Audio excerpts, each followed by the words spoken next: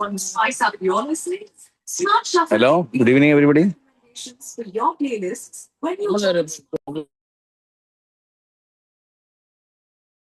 Good evening, sir. Good evening, sir. Good evening, sir.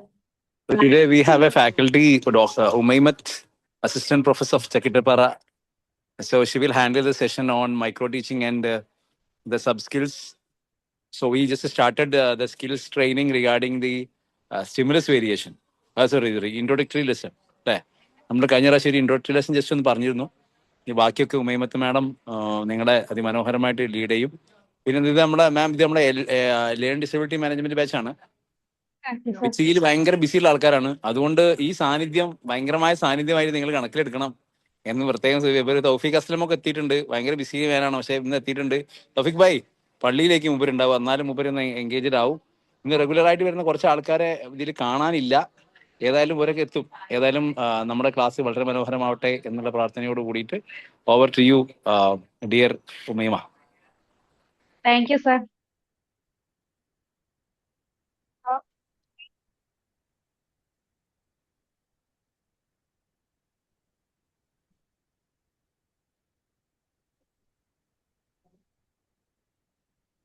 Good evening, all.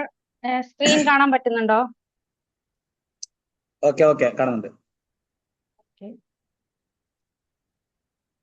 അപ്പോ കൂടുതൽ ഒന്നും സംസാരിക്കുന്നില്ല, നമ്മളെ ക്ലാസ്സിലേക്ക് കടക്കുകയാണ്. ആദ്യമായിട്ട് ഈ ഒരു ക്ലാസ്സിന് അവസരം തന്ന ഷാഫി സാറിനും ഹുസൈന മാമിനും അതുപോലെ നിങ്ങൾക്ക് എല്ലാവർക്കും വലിയൊരു താങ്ക്സ് പറഞ്ഞുകൊണ്ട് ഞാൻ ക്ലാസ് ആരംഭിക്കുകയാണ്.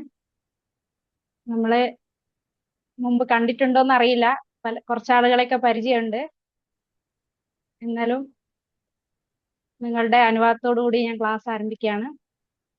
അപ്പോൾ നിങ്ങൾ മൈക്രോ ടീച്ചിങ് എന്ന ടീച്ചിങ് സ്കിൽസിനെ പറ്റി സാറ് മുമ്പ് എടുത്തിരുന്നു പറഞ്ഞു. Skill of introducing a lesson എന്ന സ്കില്ല് സാർ എടുത്തിട്ടുണ്ട്. അപ്പോൾ ടീച്ചിങ്ങിനെ പറ്റി ഞാൻ കൂടുതൽ പറയേണ്ട ആവശ്യമില്ല. ടീച്ചിങ് എന്താണെന്നും ടീച്ചിങ്ങിന്റെ ഇമ്പോർട്ടൻസ് എന്താണെന്നും ടീച്ചിങ് പ്രൊഫഷന്റെ ഒരു പ്രാധാന്യം എത്രത്തോളം ഉണ്ട് എന്നുള്ളത് നമുക്ക് എല്ലാവർക്കും അറിയാവുന്നതാണ്. അപ്പോൾ APJ അബ്ദുൽ കലാം സാറിന്റെ ഒരു കോട്ടാണ് ഞാനിവിടെ കൊടുത്തിരിക്കുന്നത്. അപ്പൊ ഈ ഒരു കോട്ടിൽ നിന്ന് ടീച്ചിങ്ങിന്റെ ഇമ്പോർട്ടൻസ് എത്രത്തോളം ഉണ്ട് എന്നുള്ളത് നമുക്കറിയാം, അതിനൊരു പ്രാധാന്യം എന്താന്നുള്ളത് നമുക്കറിയാം. Teaching is a very noble profession that shapes the character, calibre and a future of an individual. If the people remember me as a good teacher, that will be the best honor for me. ഏറ്റവും നല്ലൊരു coat തന്നെയാണ്, നമുക്ക് ടീച്ചിങ്ങിലേക്ക് ഏറ്റവും നല്ലൊരു motivation തരുന്ന ഒരു coat തന്നെയാണിത്. എന്നെ ഒരു ടീച്ചറായി ഓർമ്മിക്കുക എന്നത്, അതാണ് എൻ്റെ ലൈഫിലെ ഏറ്റവും വലിയൊരു ഹോണർ എന്ന് പറയുന്നത്. അതുപോലെ തന്നെയാണ് നമുക്ക് എല്ലാവർക്കും നമ്മളൊരു ടീച്ചറായിട്ട് കാണുക എന്ന് പറയുമ്പോൾ അതാണ് നമ്മുടെ ഹോണർ.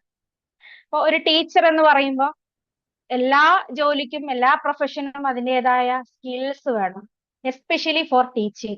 ടീച്ചിങ്ങിന് ഒരുപാട് മൾട്ടി ടാലന്റഡ് ആയിട്ടുള്ള മൾട്ടി സ്കിൽഡ് ആയിട്ടുള്ള ഒരു ആക്ടിവിറ്റിയാണ് ടീച്ചിങ്. ഇപ്പൊ ടീച്ചിങ്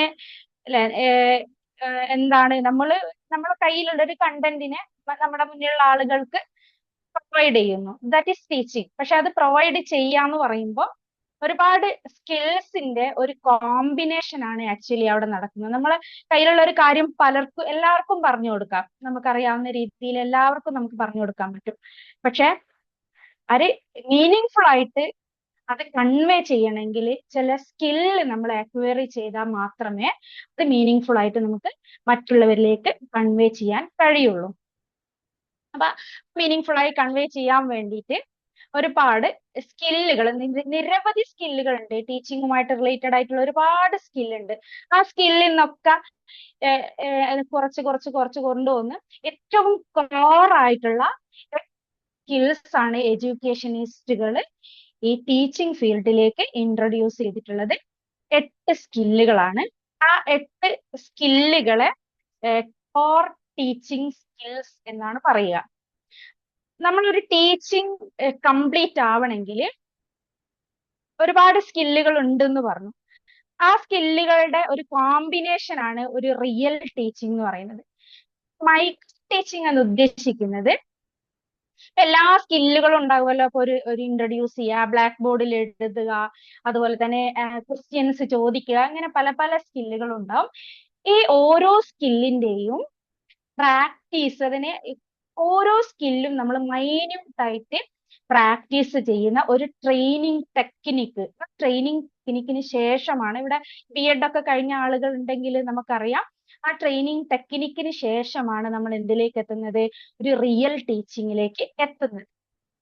ആ ട്രെയിനിങ് ടെക്നിക്ക് അതിനെയാണ് മൈക്രോ എന്ന് പറഞ്ഞാൽ സ്മോൾ എന്നല്ലേ അർത്ഥം. അപ്പൊ ആ സ്മോൾ ടീച്ചിങ് അല്ലെങ്കിൽ കുഞ്ഞു കുഞ്ഞു ടീച്ചിങ്ങുകൾ കൂടിയിട്ടാണ് വലിയൊരു ടീച്ചിങ് ആയിട്ട് മാറുന്നത്, ആ ടീച്ചിങ് പ്രോസസ് ആയിട്ട് മാറുന്നത്. അപ്പൊ ആ ഒരു ടീച്ചിങ്ങിനെ അല്ലെങ്കിൽ ട്രെയിനിങ് ടെക്നിക്കിനെയാണ് മൈക്രോ ടീച്ചിങ് എന്ന് പറയുന്നത്. നിങ്ങൾക്ക് ഇവിടെ അതിന്റെ ഒരു ഡെഫിനിഷൻ കാണാൻ പറ്റും. ഒരു മൈക്രോ ടീച്ചിങ് എന്ന് പറഞ്ഞാൽ ഒരു training technique for learning teaching skills.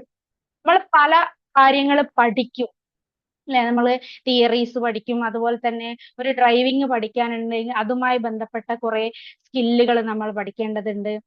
അതേപോലെ ഏത് പ്രൊഫഷൻ ആയാലും അതുമായിട്ട് ബന്ധപ്പെട്ട സ്കില്ലുകൾ പഠിക്കണം. ഇവിടെ മൈക്രോ ടീച്ചിങ് ഉദ്ദേശിക്കുന്നത് ലേണിംഗ് ഓഫ് ടീച്ചിങ് സ്കിൽസ് ആണ്.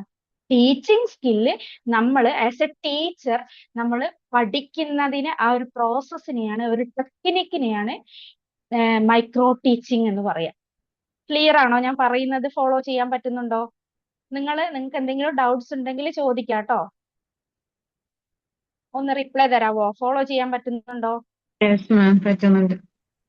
ഓക്കെ. അപ്പൊ അതാണ് ഒരു learning of teaching skills, technique of learning of teaching skills, അതാണ് മൈക്രോ ടീച്ചിങ് എന്ന് പറയും. അപ്പൊ അതിന്റെ ഒരു ഡെഫിനിഷൻ നമുക്ക് നോക്കാം. അപ്പൊ അതിന്റെ ഒരു ഇൻട്രൊഡക്ഷൻ ആണ് ഇവിടെ പറയുന്നത്.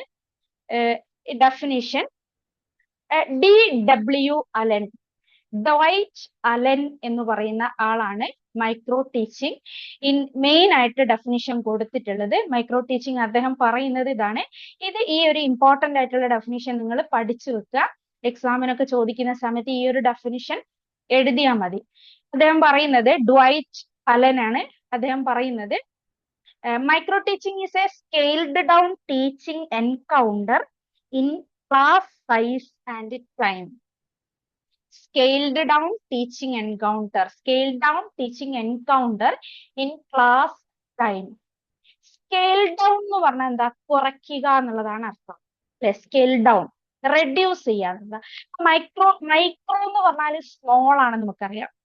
അപ്പൊ മൈക്രോ ടീച്ചിങ് എന്ന് പറഞ്ഞാല് എന്തൊക്കെയാണ് ഇവിടെ റെഡ്യൂസ് ചെയ്യുന്നത്? ടീച്ചിങ് എൻകൗണ്ടർ ആണ് in class size and time. ക്ലാസിന്റെ സൈസ് കുറവായിരിക്കും, കുട്ടികളുടെ എണ്ണം കുറവായിരിക്കും, അതുപോലെ തന്നെ ടൈമും കുറവായിരിക്കും.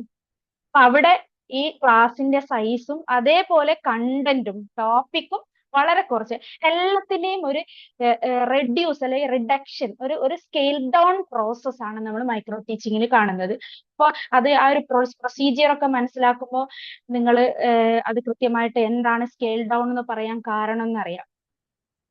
മൈക്രോ ടീച്ചിങ്, ഇതാണ് definition. Micro teaching is a scale down teaching encounter in class size and time. Class സൈസും സമയവും സ്കെയിൽ ഡൗൺ ആയിട്ടുള്ള കുറഞ്ഞൊരു പ്രോസസ് ആണ്, ഒരു ടീച്ചിങ് ടെക്നിക്കാണ് micro teaching. That is called by said by DW Allen. Dwight Allen ആണ് ഈ ഒരു ഡെഫിനിഷൻ കൊടുത്തിരിക്കുന്നത്. അനദർ ഡെഫിനിഷൻ PM ഷോർ എന്ന് പറയുന്ന ഒരു എഡ്യൂക്കേഷനിസ്റ്റ് ഡെഫിനിഷൻ കൊടുത്തിരിക്കുന്നത്, micro teaching is A real teaching range of activities. That is A real teaching range of activities. That is real teaching. Real teaching എന്ന് പറയുമ്പോൾ ഒരു സിമുലേറ്റീവ് ആയിട്ടുള്ള ഒരു ടീച്ചിങ് ആണ്. നമ്മള് അവിടെ റിയൽ ആയിട്ട് നമ്മളുടെ സ്കില്ല് ഡെവലപ്പ് ചെയ്യാൻ വേണ്ടിയിട്ട് റിയൽ ടീച്ചിങ് ആണ് അവിടെ നടക്കുന്നത്. സം റേഞ്ച് ഓഫ് ആക്ടിവിറ്റീസ്, ഒരുപാട് ആക്ടിവിറ്റീസിലൂടെ കടന്നു പോയിക്കൊണ്ടുള്ള ഒരു റിയൽ ടീച്ചിങ് ആണ് മൈക്രോ ടീച്ചിങ്. മെയിൻ ആയിട്ട് നിങ്ങൾ അലന്റെ ഡെഫിനിഷൻ ഓർത്തിരിക്കുക. Micro teaching is a scale down teaching encounter in class size and time. Class സൈസും ടൈമും സ്കെയിൽ ഡൗൺ ആയിട്ടുള്ള ഒരു പ്രോസസ്സാണ് മൈക്രോ ടീച്ചിങ് എന്ന് പറയുന്നത്.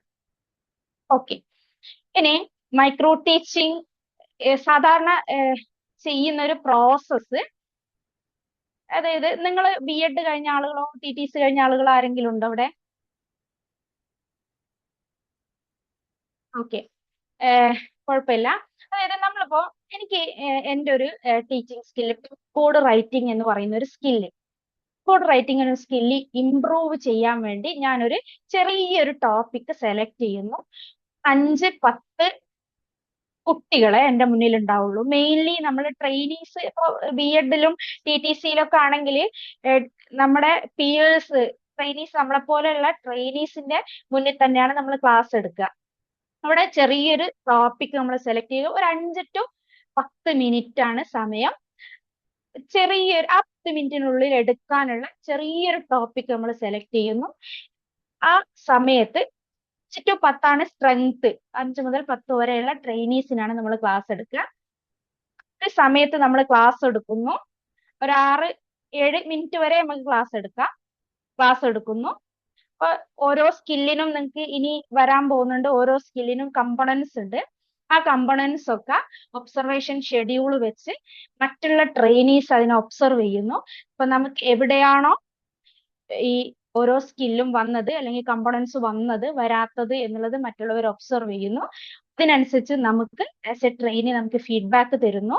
ആ ഫീഡ്ബാക്കിന് അനുസരിച്ച് നമ്മൾ റീപ്ലാൻ ചെയ്യും. പ്ലാൻ ചെയ്ത്, നേരത്തെ നമ്മൾ പ്രൊഫിഷ്യന്റ് ആയില്ലല്ലോ, നേരത്തെ നമ്മൾ അത് ട്രെയിനിങ് ചെയ്തു, പക്ഷെ അതിൽ സംതിങ് എന്തൊക്കെയോ മിസ്റ്റേക്കുകൾ ഉണ്ടെന്ന് നമ്മളെ പിയേഴ്സ് നമുക്ക് പറഞ്ഞു തന്നു. പിന്നെ അതിനനുസരിച്ച് നമ്മൾ റീപ്ലാൻ ചെയ്ത് എഗെയിൻ ടീച്ച് ചെയ്യും. ഇതിങ്ങനെ ഒരു ടീച്ചിങ് പ്രൊസീജിയർ സൈക്ലിക്കൽ ആയിട്ട് ഇങ്ങനെ നടന്നുകൊണ്ടിരിക്കും. സ്കില്ലിൽ പ്രൊഫിഷ്യന്റ് ആകുന്നത് വരെ, മാസ്റ്റർ ആകുന്നത് വരെ നമ്മൾ ആ സ്കില്ല് ഇങ്ങനെ പ്രാക്ടീസ് ചെയ്തുകൊണ്ടിരിക്കും. ഒരു പ്രൊസീജിയർ ആണ് മൈക്രോ ടീച്ചിങ്ങിൽ വരുന്നത്. നിങ്ങൾക്ക് ഈ സൈക്കിൾ നോക്കിയാൽ അറിയാം. ഇവിടെ ഫസ്റ്റ് നടക്കുന്നത് പ്ലാൻ എന്നാണ്. പ്ലാനിന് ഇവിടെ ശ്രദ്ധിച്ചാൽ അറിയാം, പ്രത്യേക സമയം പ്ലാനിന് കൊടുക്കുന്നില്ല. കാരണം എനിക്ക് സ്പീഡ് കൂടുന്നുണ്ടോ?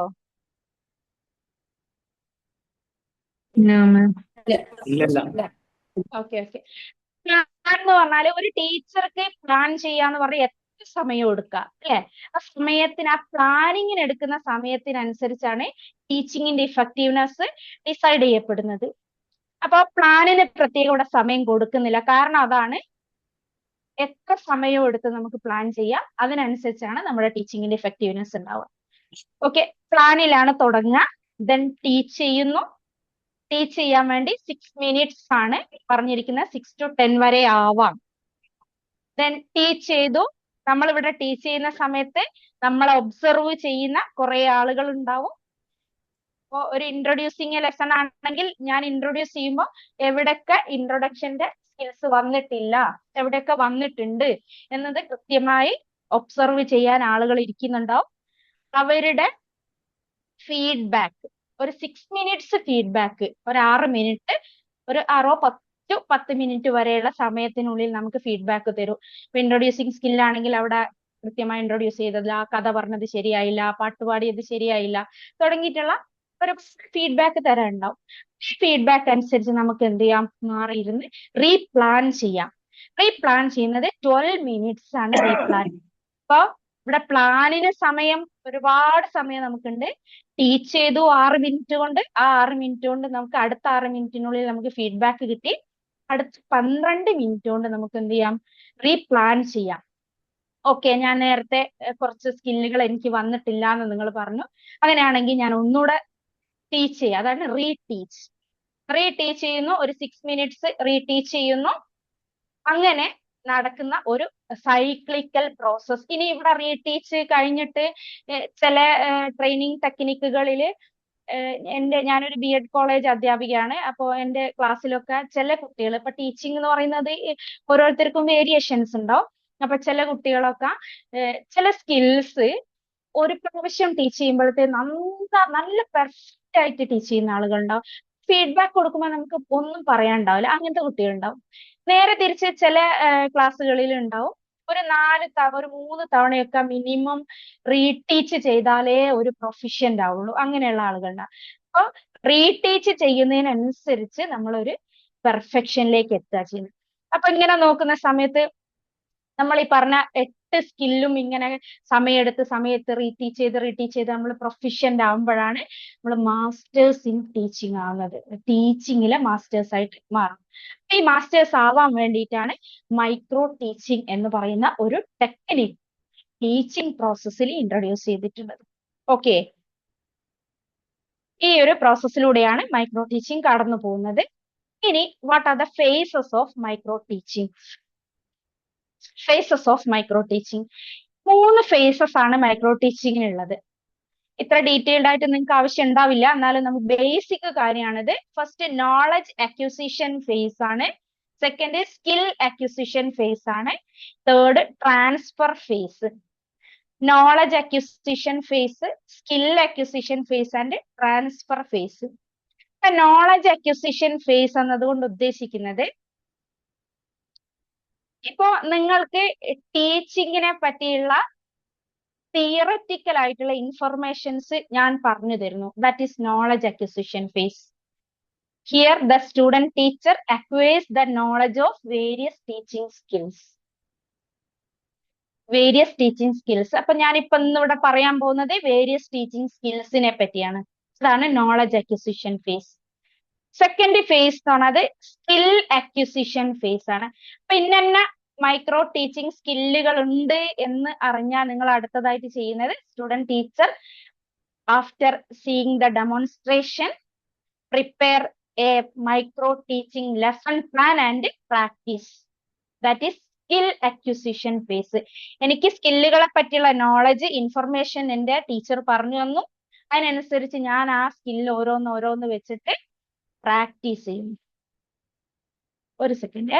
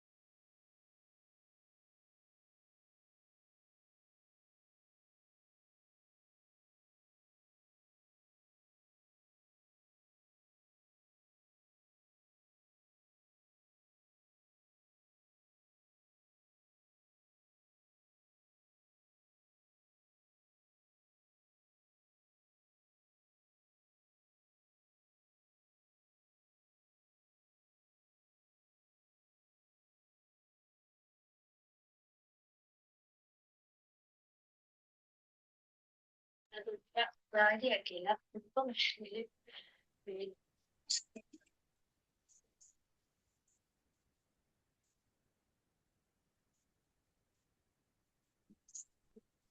സ്കിൽ അക്വിസിഷൻ ഫേസ് എന്ന് പറയുന്നത്, സ്കില്ലിനെ പറ്റിയുള്ള ഇൻഫർമേഷൻ നമുക്ക് കിട്ടിയതിന് ശേഷം നമ്മൾ നമ്മുടെ ടീച്ചിങ് ഇംപ്രൂവ് ചെയ്യാൻ വേണ്ടിയിട്ട് ആ സ്കില്ല് പ്രാക്ടീസ് ചെയ്യാം. Prepare a plan for micro teaching and practice it till the skill is master ആവുന്നത് വരെ പ്രാക്ടീസ് ചെയ്യാം. Then transfer phase, last phase ആണ് ട്രാൻസ്ഫർ ഫേസ്. ഇവിടെ നമ്മൾ മൈക്രോ ടീച്ചിങ്ങില് ഓരോ സ്കില്ല് വെച്ചിട്ട് ടീച്ച് ചെയ്യുന്നു, പ്ലാൻ ചെയ്യുന്നു, ടീച്ച് ചെയ്യുന്നു, ഫീഡ്ബാക്ക് കിട്ടുന്നു, റീപ്ലാൻ ചെയ്യുന്നു, റീടീച്ച് ചെയ്യുന്നു, അങ്ങനെ പ്രോസസ്സിലൂടെ കടന്നു പോയതിനു ശേഷം നമ്മൾ മാസ്റ്റർ ആവുമല്ലോ ഓരോ സ്കില്ലിലും. മാസ്റ്റർ ആയ സ്കില്ലിനെ റിയൽ ക്ലാസ് റൂം സിറ്റുവേഷനിലേക്ക് ട്രാൻസ്ഫർ ചെയ്യും, അതായത് മാക്രോ ടീച്ചിങ്ങിലേക്ക്. ഇവിടെ നമ്മൾ 6 മിനിറ്റ് ആണ് ടീച്ചിങ് എങ്കിൽ മാക്രോ എന്ന് പറയുന്നത് 45 മിനിറ്റ്സ് ടു 1 hour വരെ ആവാം. സാധാരണ സ്കൂൾ പീരീഡിൽ നമ്മളെ ക്ലാസ് 45 മിനിറ്റ്സ് ആണ്. ആ 45 minutes real actual class room സിറ്റുവേഷനിലേക്ക് നമ്മുടെ ഓൾറെഡി ലേൺഡ് ആയിട്ടുള്ള സ്കില്ലിനെ ട്രാൻസ്ഫർ ചെയ്യുന്ന ഫേസ് ആണ് ട്രാൻസ്ഫർ ഫേസ്. ഇങ്ങനെ 3 ഫേസുകളാണ് മൈക്രോ ടീച്ചിങ്ങിനുള്ളത്. ദെൻ അഡ്വാൻറ്റേജസ് ആൻഡ് ഡിസഡ്വാൻറ്റേജസ് ഒക്കെ നിങ്ങൾക്ക് ഞാൻ ഈ സ്ലൈഡ് ഷെയർ ചെയ്യും. നിങ്ങളൊന്ന് വായിച്ചു നോക്കിയാൽ മതി. നമ്മളിനി മേജർ ആയിട്ടുള്ള ടീച്ചിങ് സ്കില്ലിലേക്ക് കടക്കുകയാണ്. ഏതൊക്കെയാണ് micro teaching skills? Already sir നിങ്ങൾക്ക് ഇൻട്രൊഡ്യൂസിങ് എ ലെസൺ എന്ന് പറയുന്ന സ്കില്ലിനെ പറ്റി പറഞ്ഞു എന്ന് പറഞ്ഞു. അപ്പൊ ഒരുപാട് സ്കിൽസ് ഉണ്ട്. ഇതൊന്നും അല്ലാത്ത നിരവധി സ്കില്ലുകൾ ഉണ്ട്. ഇതിൽ ഏറ്റവും കോർ ആയിട്ട് ഒരു ടീച്ചർ അല്ലെങ്കിൽ ടീച്ചിങ് പ്രൊസീജിയറിൽ ടീച്ചിങ് പ്രോസസ്സിൽ നമ്മൾ അക്വയർ ചെയ്യേണ്ട സ്കിൽസ് ആണ് 8 കോർ സ്കിൽസ് ആണുള്ളത്. 8 core skills of micro teaching അല്ലെങ്കിൽ 8 core skills of teaching, major teaching skills. ഓരോ സ്കില്ലുകളും നോക്കാം. Skill of introducing a lesson, skill of explaining, skill of illustrating with examples, skill of posing probing questions, skill of using blackboard, skill of stimulus variation, skill of asking questions, skill of reinforcement. ഏതെങ്കിലും പരിചയമുണ്ടോ? Skill of introducing a lesson കേട്ടിട്ടുണ്ടാവും അല്ലെ? അതുപോലെ തന്നെ മറ്റുള്ള സ്കില്ലുകളൊക്കെ നിങ്ങൾ നോക്കുക. ആ പേര് തന്നെ ഏതാണ്ട് ഒരു സൂചന നമുക്ക് തരുന്നുണ്ട്.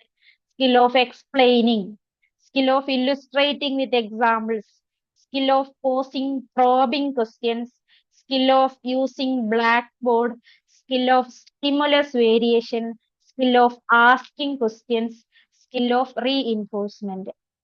ഇത്രയാണ് 8 കോർ സ്കിൽസ് ഓഫ് ടീച്ചിങ്. ടീച്ചിങ്ങിന്റെ 8 കോർ സ്കിൽസ്. ഈ ഓരോ സ്കില്ലിലും നമ്മൾ മാസ്റ്റർ ആവാൻ വേണ്ടി ട്രെയിൻ ചെയ്യുന്നതിനാണ് മൈക്രോ ടീച്ചിങ് എന്ന് പറയാം. Micro teaching. ഇതൊന്നിച്ച് വരുമ്പോ അതിനെ എന്ത് പറയും? Macro teaching. Macro teaching. Okay, ഇനി നമുക്ക് skill of introducing a lesson.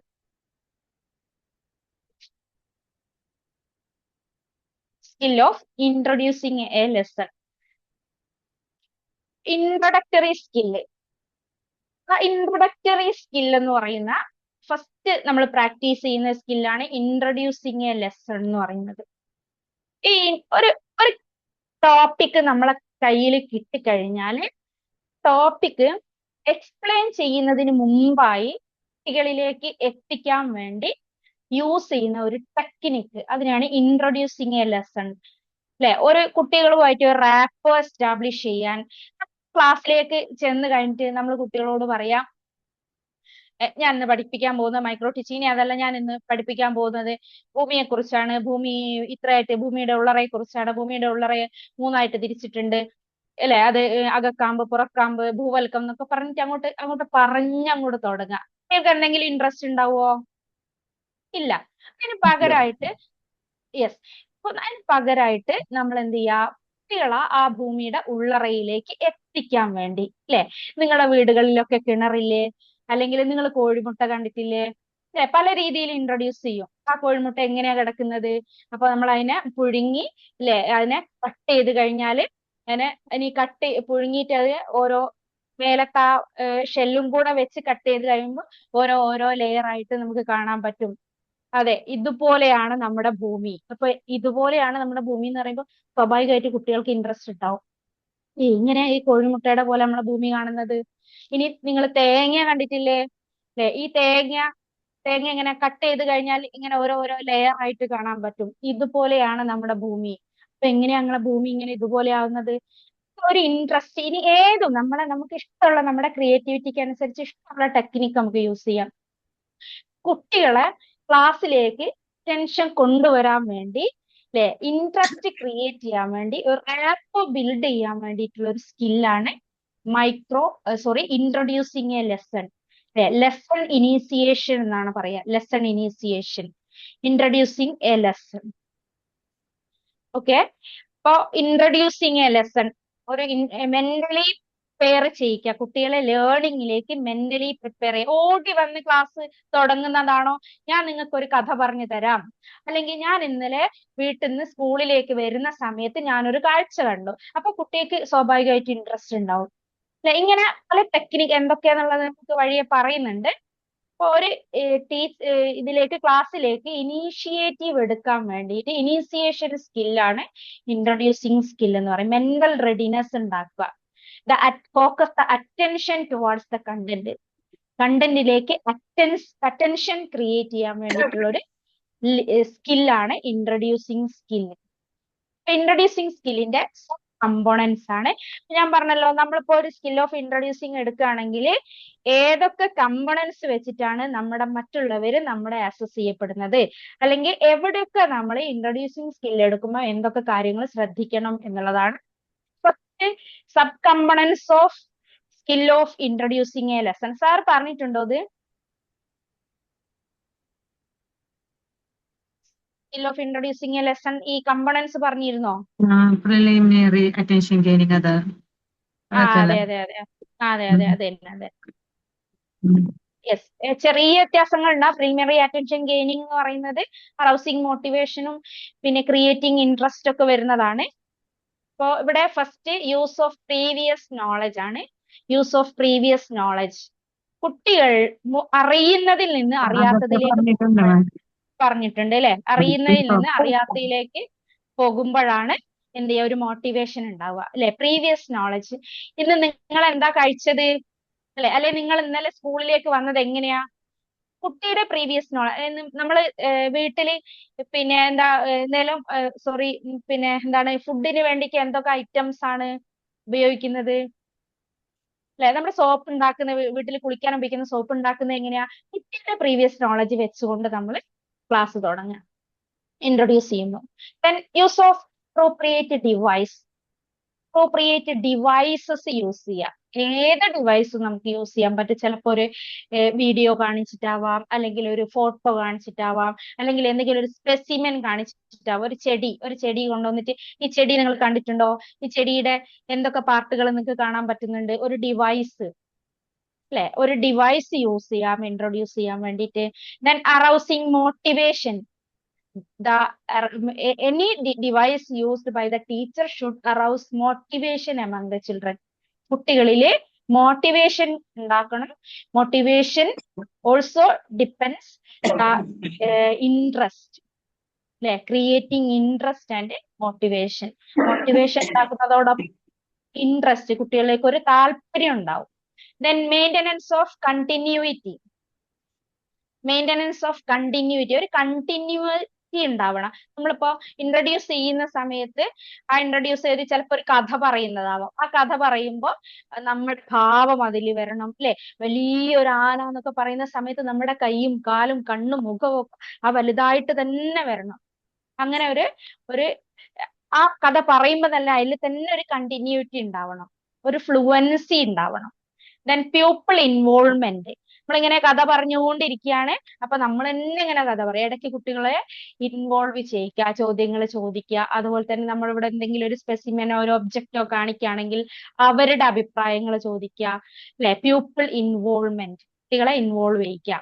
Then relevance of verbal and non verbal behaviour, ഇവിടെയാണ് നമ്മുടെ ഭാവവും അല്ലെ നമ്മുടെ എല്ലാം മറ്റ് സ്കില്ലുകളൊക്കെ ഇവിടെ കടന്നു വരും. എന്നിരുന്നാലും non verbal and verbal behaviour, ഒരു കഥ പറയുകയാണെങ്കിൽ കഥ നമുക്ക് ഇങ്ങനെ അറ്റൻഷൻ എന്ന് പറയാൻ പറ്റുമോ? ഇല്ല. അവിടെ വെർബൽ ആൻഡ് നോൺ വെർബൽ ബിഹേവിയറിന് ഇമ്പോർട്ടൻസ് ഉണ്ട്. അപ്പോ ഒരു ടോപ്പിക് ഇൻട്രൊഡ്യൂസ് ചെയ്യുമ്പോൾ ഇത്രയും കമ്പോണൻസിന് നമ്മൾ ശ്രദ്ധ കൊടുക്കണം. Use of previous knowledge, use of appropriate device, arousing motivation, maintenance of continuity, creating interest, pupil involvement, and relevance of verbal and non-verbal behavior. ഇത്രയാണ് sub components of the skill of introducing a lesson. Introducing a ലെസന്റെ sub components. Okay ആണോ?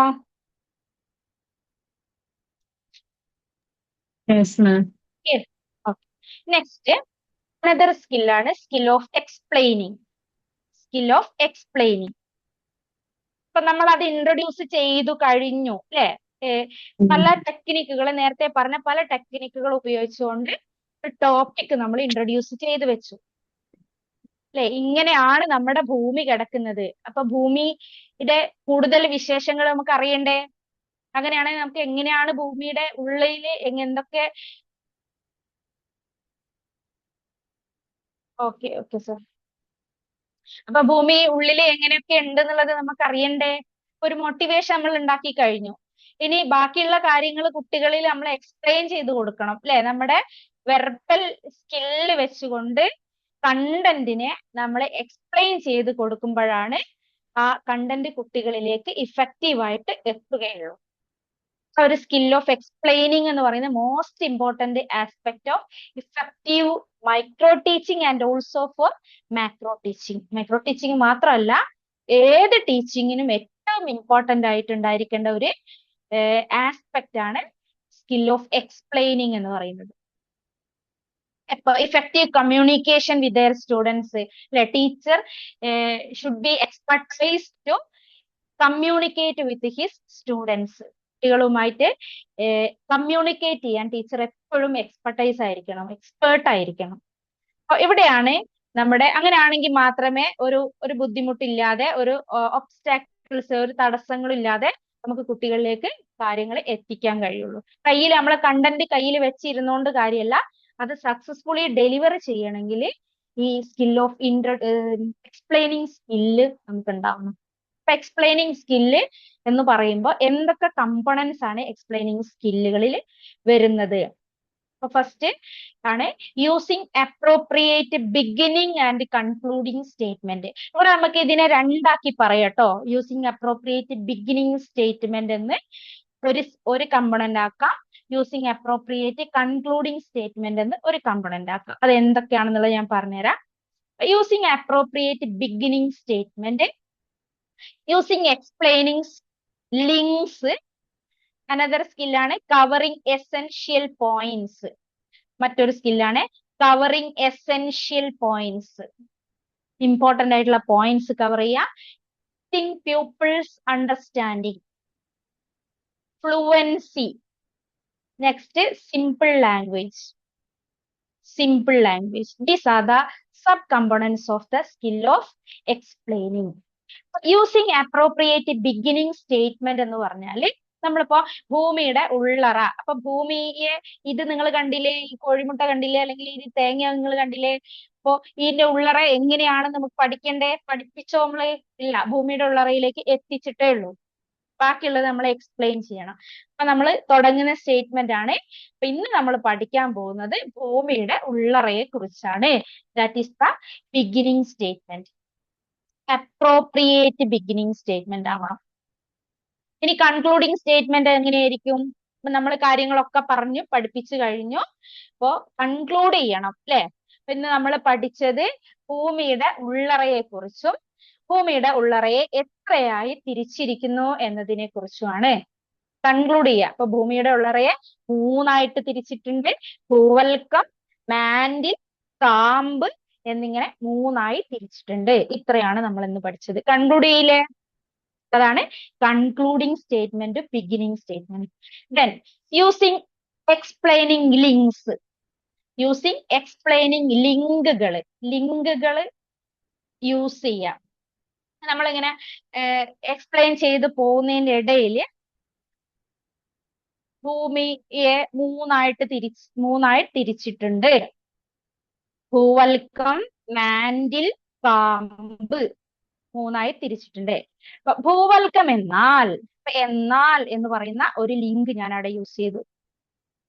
ഭൂവൽക്കം എന്നാൽ ഭൂമിയുടെ ഏറ്റവും മുകളിലത്തെ പാളിയാണ്. അതായത് എന്ന് പറയുന്ന ഒരു ലിങ്ക് ഞാൻ അവിടെ യൂസ് ചെയ്തു. അതായത് നമ്മുടെ ഭൂമിയെ നോക്കുന്ന സമയത്ത് ഭൂമിയുടെ ഏറ്റവും മുകളിലായിട്ട് 0 to 14 കിലോമീറ്റർ ആണെന്ന് തോന്നുന്നു, ഐ തിങ്ക് സോ, 14 കിലോമീറ്റർ വരെ വ്യാപിച്ച് കിടക്കുന്ന ഏറ്റവും മുകളിലത്തെ പാളിക്കാണ് ഭൂവൽക്കം എന്ന് പറയുന്നത്. അപ്പൊ നമ്മൾ അവിടെ എക്സ്പ്ലെയിൻ ചെയ്യുമ്പോൾ ഭൂമിയുടെ മുകളിലത്തെ പാളിയാണ്, ഈ 0 to 14 കിലോമീറ്റേഴ്സ് വരെയാണ്. അത് പകരം നമ്മൾ അവിടെ എക്സ്പ്ലെയിനിങ് ലിങ്ക്സ് ഏറ്റവും മുകളിലത്തെ പാളിയാണ് ഭൂവൽക്കം. അതായത് നമ്മൾ നോക്കുന്ന സമയത്ത് ഏറ്റവും മുകളില് അല്ലെ 0 to 14 കിലോമീറ്റേഴ്സ് വരെ വ്യാപിച്ചു കിടക്കുന്ന പാളിയാണ് ഇങ്ങനെ. അതായത് in spite of, since, because കാരണം, ഇങ്ങനെയുള്ള കുറെ ലിങ്കുകൾ, ഡ്യൂ ടു എന്താണ്, അതായത് അല്ലെ, എന്നാൽ, ഇങ്ങനെ കുറെ നമ്മൾ എക്സ്പ്ലെയിൻ ചെയ്യുമ്പോൾ എന്താണ് സ്വാഭാവികമായിട്ട് വരും. അത് ലിങ്ക് വെച്ച് പറയുമ്പോൾ കുറച്ചുകൂടി ഫ്ലുവന്റ് ആവും എക്സ്പ്ലെയിൻ ചെയ്യുന്നത്. ആണ് എക്സ്പ്ലെയിനിങ് ലിങ്ക്സ് എന്ന് പറയുന്നത്. The function of, the cause of, because എന്നൊക്കെ പറയുന്നത് കുറെ, ദാറ്റ് ഈസ് വൈ കാരണം, ഇങ്ങനെയുള്ള കുറെ ലിങ്കുകൾ. Then covering essential points, covering essential points explain ചെയ്യുമ്പോഴാണ് ഒരു കോൺസെപ്റ്റിനെ പറ്റി ക്ലിയർ അണ്ടർസ്റ്റാൻഡിങ് ഉണ്ടാവണമെങ്കിൽ the teacher should cover essential points of each concept. ഈ എസെൻഷ്യൽ പോയിന്റ്സ് കൃത്യമായിട്ട് കവർ ചെയ്ത് പോകുമ്പോഴാണ് ഒരു കോൺസെപ്റ്റിനെ പറ്റിയുള്ള ക്ലിയർ അണ്ടർസ്റ്റാൻഡിങ് കുട്ടികൾക്ക് ഉണ്ടാവുക. ഇപ്പൊ ഇവിടെ നമ്മൾ ലോകമഹായുദ്ധത്തെ പറ്റി പഠിപ്പിക്കുകയാണ്. ലോകമഹായുദ്ധത്തെ പറ്റി പഠിപ്പിക്കുന്ന സമയത്ത് ഓരോ യുദ്ധം അല്ലെ, 1-ാം ലോക മഹായുദ്ധം ഉണ്ടായി, 2-ാം ലോക മഹായുദ്ധം ഉണ്ടായി എന്ന് പറയുന്നതിന് പകരമായിട്ട് ഓരോ 1-ാം ലോക മഹായുദ്ധം 1914 മുതൽ 18 വരെയാണ് ഉണ്ടായിട്ടുള്ളത്. 1-ാം ലോക മഹായുദ്ധത്തിന്റെ കാരണങ്ങൾ ഓരോന്നോരോന്നായിട്ട് നമ്മൾ എക്സ്പ്ലെയിൻ ചെയ്യുന്നു. ഇന്ന കാരണം, ഓരോ 1-ാം ലോക മഹായുദ്ധ കാലഘട്ടത്തിൽ ഉണ്ടായിട്ടുള്ള സൈനിക സഖ്യങ്ങൾ ഇന്നതൊക്കെയാണ്. ഇങ്ങനെ ഇമ്പോർട്ടന്റ് പോയിന്റ്സ് കവർ ചെയ്ത് പോകുന്നതിനാണ് കവറിങ് എസെൻഷ്യൽ പോയിന്റ്സ് എന്ന് പറയാം. Covering essential points. Testing people's understanding. ഈ എക്സ്പ്ലെയിൻ ചെയ്ത് പോകുന്നതിനിടയിൽ ഇപ്പൊ എന്നാ 1-ാം ലോക മഹായുദ്ധം ഉണ്ടായത്, ഇടയ്ക്ക് ചോദ്യങ്ങൾ ചോദിക്കില്ലേ, അതിനെയാണ് പീപ്പിൾസ് അണ്ടർസ്റ്റാൻഡിങ് ടെസ്റ്റ് ചെയ്യാന്ന് പറഞ്ഞത്. Then fluency. ഫ്ലുവൻസി എന്ന് പറഞ്ഞാൽ ഇതൊക്കെ നമ്മൾ പറഞ്ഞു വരുന്ന സമയത്ത് എക്സ്പ്ലെയിനിങ് ഷുഡ് ബി ഫ്ലുവന്റ് ആയിരിക്കണം അല്ലെ, ഒരു തടസ്സങ്ങളില്ലാതെ, അല്ലെങ്കിൽ നമ്മളങ്ങനെ ബബ്ബ അടിക്കാതെ എങ്ങനെ എക്സ്പ്ലെയിൻ ചെയ്ത് മണിമാവ് പോലെ നമ്മളെ വാക്കുകൾ ഇങ്ങനെ വരണം. അതാണ് ഫ്ലുവൻസി എന്ന് പറയാം. Then simple language. Use simple language for the presentation. Content present ചെയ്യുമ്പോൾ കടുകട്ടിയൊക്കെ ആയിരിക്കും ടെക്സ്റ്റ് ബുക്കിലെ ലാംഗ്വേജ്, പക്ഷെ നമ്മൾ അതിനെ സിംപ്ലിഫൈ ചെയ്ത് പറഞ്ഞു കൊടുക്കണം. അതാണ് സിമ്പിൾ ലാംഗ്വേജ് എന്ന് പറയുന്നത്. These are the subcomponents of the skill of explaining. Skill of explaining in the subcomponents ആണ്. Okay. Next, skill of illustrating with examples. Illustrating with examples. Skill of illustrating with examples.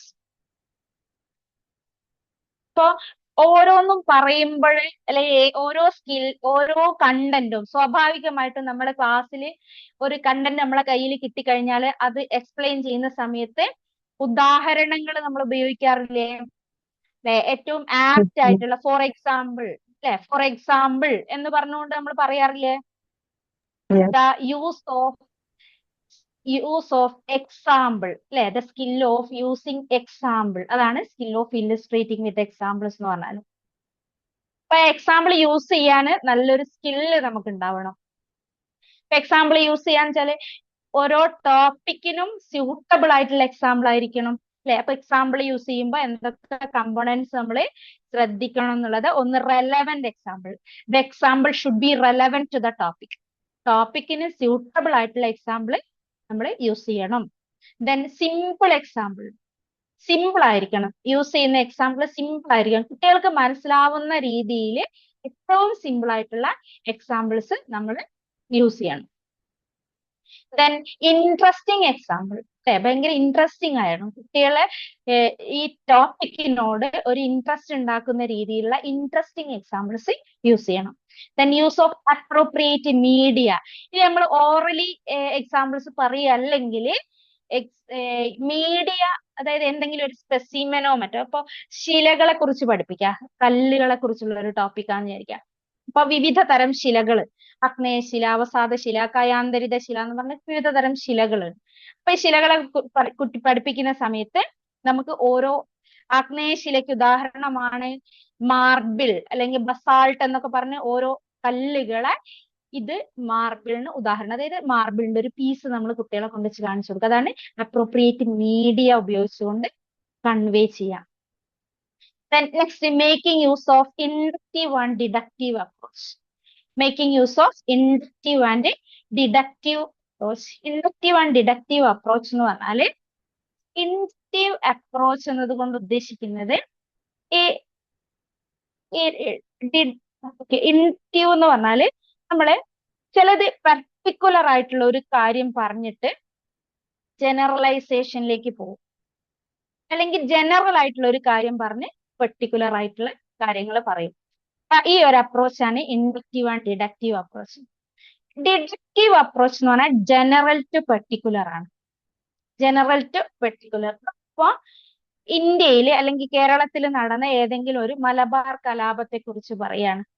Malabar കലാപത്തെ കുറിച്ച് പറയുകയാണെങ്കിൽ ലോക യുദ്ധങ്ങളെ കുറിച്ച് പറഞ്ഞുകൊണ്ട്, അല്ലെ, 1939 മുതൽ 45 വരെ, അല്ലെങ്കിൽ ഇന്ന് നമ്മൾ പറയുന്ന ഇസ്രായേലും അല്ലെങ്കിൽ ഇറാനും അമേരിക്കയും തമ്മിൽ നടക്കുന്ന യുദ്ധങ്ങളെ പറ്റി പറഞ്ഞുകൊണ്ട് ലോകത്ത് നടക്കുന്ന യുദ്ധങ്ങള്, അല്ലെ, സംഘർഷങ്ങള്, അതുപോലെ ലോകത്തുടനീളം നടക്കുന്നതാണ്. അതുപോലെ ഓരോ രാജ്യത്തും ഇന്ത്യയുടെ പല ഭാഗങ്ങളിൽ ഉണ്ടായിട്ടുണ്ട്.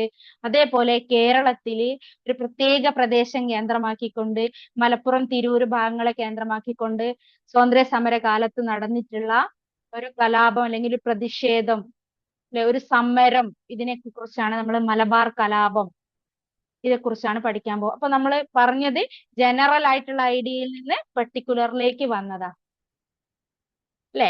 അതേപോലെ ഗാന്ധിജിയെ കുറിച്ച് പഠിപ്പിക്കുകയാണെങ്കിൽ നമ്മൾ ലോക നേതാക്കന്മാരെ നടത്തിയിട്ടുള്ള ഒരുപാട്, ലോകത്തിന്റെ വിവിധ ഭാഗങ്ങളിലെ നേതാക്കന്മാര് നൽകിയിട്ടുള്ള കോൺട്രിബ്യൂഷൻസിനെ കുറിച്ച് പറഞ്ഞുകൊണ്ട്, അതുപോലെ ഇന്ത്യയില് സ്വാതന്ത്ര്യ സമരത്തിൽ പങ്കെടുത്ത ധീരനായ, അല്ലെ, ഒരു നേതാവായിരുന്നു ഗാന്ധിജി.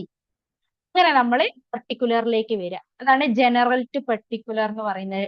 അതിനെയാണ് ഡിഡക്റ്റീവ് അപ്രോച്ച് എന്ന് പറയുന്നത്. DGP, deductive approach. Inductive approach എന്ന് പറഞ്ഞാൽ നേരെ ഓപ്പോസിറ്റ്, പെർട്ടിക്കുലറിന് ജനറലിലേക്ക് പോവുക. പർട്ടിക്കുലർ നിയറസ്റ്റ് ആയിട്ടുള്ള കാര്യം ആദ്യം പറഞ്ഞുകൊണ്ട് ജനറൽ ആയിട്ടുള്ള കാര്യം പിന്നെ പറയാ. ഇതാണ് പെർട്ടിക്കുലർ ടു ജനറൽ എന്ന് പറയുന്നത്. Inductive and deductive approach. Example പറയുന്ന സമയത്ത് നമുക്ക് ഇതുപോലെ, ഫോർ എക്സാമ്പിൾ, അല്ലെ, ഇപ്പൊ ഇവിടെ കേരളത്തില് കേളപ്പന്റെ നേതൃത്വത്തിൽ ഉപ്പു സത്യാഗ്രഹം നടന്നു. കണ്ണൂരില്, അല്ലെ, പയ്യന്നൂർ എന്ന സ്ഥലത്ത് ഉപ്പു സത്യാഗ്രഹം നടന്നു. ഇങ്ങനെ ഇന്ത്യയുടെ വിവിധ ഭാഗങ്ങളിൽ ഉപ്പു സത്യാഗ്രഹം നടന്നിട്ടുണ്ട്. അപ്പൊ ഇങ്ങനെ ഓരോ സ്ഥലങ്ങളെ പറ്റി നമ്മൾ പറയുന്നു. അതുപോലെ ഗുജറാത്തില് ദണ്ഡിയില് ഒരു ഉപ്പു സത്യാഗ്രഹം നടന്നു. അതിന്റെ ഭാഗമായിട്ടുണ്ടായിട്ടുള്ള ആണ് ദണ്ഡി മാർച്ച് എന്നൊക്കെ പറഞ്ഞ് നമ്മൾ കേരളത്തിൽ നിന്ന് പോയിട്ട് അങ്ങനെ അങ്ങനെ അങ്ങനെ വൈഡായിട്ട് പോവാം. പെർട്ടിക്കുലറിൽ നിന്ന് ജനറലിലേക്ക് പോവാം. ഇതാണ് ഇൻഡക്റ്റീവ് ആൻഡ് ഡിഡക്റ്റീവ് അപ്രോച്ച് എന്ന് പറയുന്നത്. അത് ക്ലിയർ ആയി എന്ന് വിചാരിക്കുന്നു. These are the sub components of the skill of illustrating with examples. Okay. Next, skill of posing probing questions. Skill of posing probing questions. Probing questions എന്ന് പറഞ്ഞാൽ ഇതിനെ നമുക്ക് ഒരു പേരും കൂടെ പറയാം. The skill of response management എന്നും കൂടെ പറയാം. Skill of response management. Skill of response management. അതായത് the skill of probing question involves going deep into pupils' response by asking a series of subsequent questions. By asking a series of subsequent questions. അല്ലെ, കുട്ടി നമ്മൾ ചോദ്യം ചോദിച്ച answer പറയല്ലോ. ഈ answer പറയുമ്പോൾ ഇവിടെ പറയുന്നത് going deep into the pupil's response. നമുക്ക് ആവശ്യമുള്ള റെസ്പോൺസ് കിട്ടണമെങ്കിൽ ഓരോ ചോദ്യങ്ങൾ ചോദിച്ച് നമ്മൾ ആ റെസ്പോൺസിലേക്ക് കുട്ടീനെ എത്തിക്കുക. That is called as probing question. Going deep into pupils' response by asking a series of subsequent questions. That is called as probing question. It helps to give correct and complete answer. കുട്ടികൾ correct and complete answer പറയും. അതിന്റെ hints കൊടുത്തോണ്ട് sub skills പറയുമ്പോൾ ഞാൻ പറഞ്ഞുതരാം. What are the sub skills of the skill of probing question or components of the skill of probing question? First component ആണ് prompting. നിങ്ങൾക്ക് എന്തെങ്കിലും doubts ഉണ്ടോ, എന്തെങ്കിലും ചോദിക്കാനുണ്ടെങ്കിൽ നിങ്ങൾ ചോദിക്കണേ. ഞാൻ പിന്നെ ഈ ഒരു സമയത്തിനുള്ളിൽ തീർക്കേണ്ടതുകൊണ്ടാണ് കുറച്ച് സ്പീഡായിട്ട് പോകുന്നത്. എന്തെങ്കിലും ഡൗട്ട്സ് ഉണ്ടോ?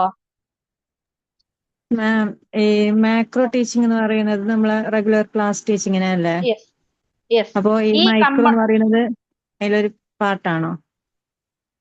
മൈക്രോ എന്ന് പറഞ്ഞാല് ഓരോ സ്കില്ലിനെ നമ്മൾ സെപ്പറേറ്റ് ടീച്ച് ചെയ്ത് മാസ്റ്റർ ആവുന്നതിനെയാണ് മൈക്രോ ടീച്ചിങ് എന്ന് പറയുക. ഓരോ നമ്മൾ സ്കില്ലല്ലേ? മാക്രോ യെസ്, ഓരോ സ്കില്ലിന് നമ്മൾ പറഞ്ഞ 8 സ്കില്ലില്ലേ, എനിക്കിപ്പോ 45 മിനിറ്റ് ഉള്ള ഒരു ക്ലാസ് എടുക്കണമെങ്കിൽ എനിക്ക് ഒരൊറ്റ സ്കില്ല് മതിയോ? ബ്ലാക്ക് ബോർഡ് പോരാ. എഴുതാൻ മാത്രം പോരാ. എക്സ്പ്ലെയിൻ ചെയ്യണ്ടേ, ഇൻട്രൊഡ്യൂസ് ചെയ്യണ്ടേ, ഉം, ചോദ്യം ഉം, ഉം, ചോദിക്കണ്ടേ, ഉദാഹരണം ഉം. ഉപയോഗിക്കണ്ടേ, ഇതെല്ലാം കൂടെ കൂടുമ്പോഴാണ് മാക്രോ ടീച്ചിങ് ആവുന്നത്. ഇതിന് Okay. ഓരോന്നിനെ നമ്മള് ഇത് സാധാരണഗതിയിൽ റിയൽ ക്ലാസ് റൂം ടീച്ചർ, നിങ്ങൾ ഒരു ടീച്ചർ ആണെങ്കിൽ നിങ്ങൾക്കിത് നിങ്ങളെ കുട്ടികളെ മുന്നിൽ എന്ത് ചെയ്യാൻ പറ്റില്ല, ഈ മൈക്രോ ടീച്ചിങ് പോസിബിൾ അല്ല. നേരെ തിരിച്ച് നിങ്ങൾ ഒരു ടീച്ചർ ട്രെയിനി ആണ് അല്ലെ, ഒരു നാളെ നിങ്ങൾ ടീച്ചർ ആവാൻ വേണ്ടി പോവാണ്, ട്രെയിനിങ്, അതായത് BEdോ TTCയോ അങ്ങനെയുള്ള കോഴ്സുകൾ ചെയ്യുകയാണെങ്കിൽ മൈക്രോ ഉം, ടീച്ചിങ് പ്രാക്ടീസ് ചെയ്തതിന് ശേഷമാണ് നമ്മൾ റിയൽ ടീച്ചിങ്ങിലേക്ക് പോവുക. ഓക്കെ, ഉം, ഉം, ഉം. അപ്പോ 2-3 സ്കില്ലുകൾ പറഞ്ഞത് ക്ലിയർ ആയല്ലോ.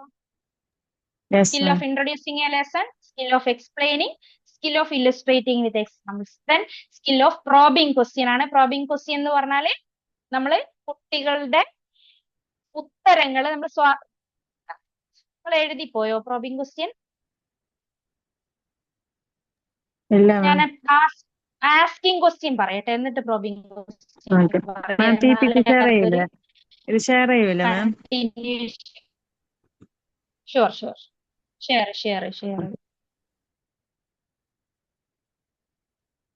സ്കിൽ ഓഫ് ആസ്കിംഗ് ക്വസ്റ്റ്യൻ ഉണ്ട്, അത് കഴിഞ്ഞിട്ട് പ്രോബിംഗ് ക്വസ്റ്റ്യൻ പറയാം, എന്നാലേ അതിനൊരു എന്ത് കണ്ടിന്യൂവേഷൻ കിട്ടുള്ളൂ. പ്രോബിംഗ് ക്വസ്റ്റ്യൻ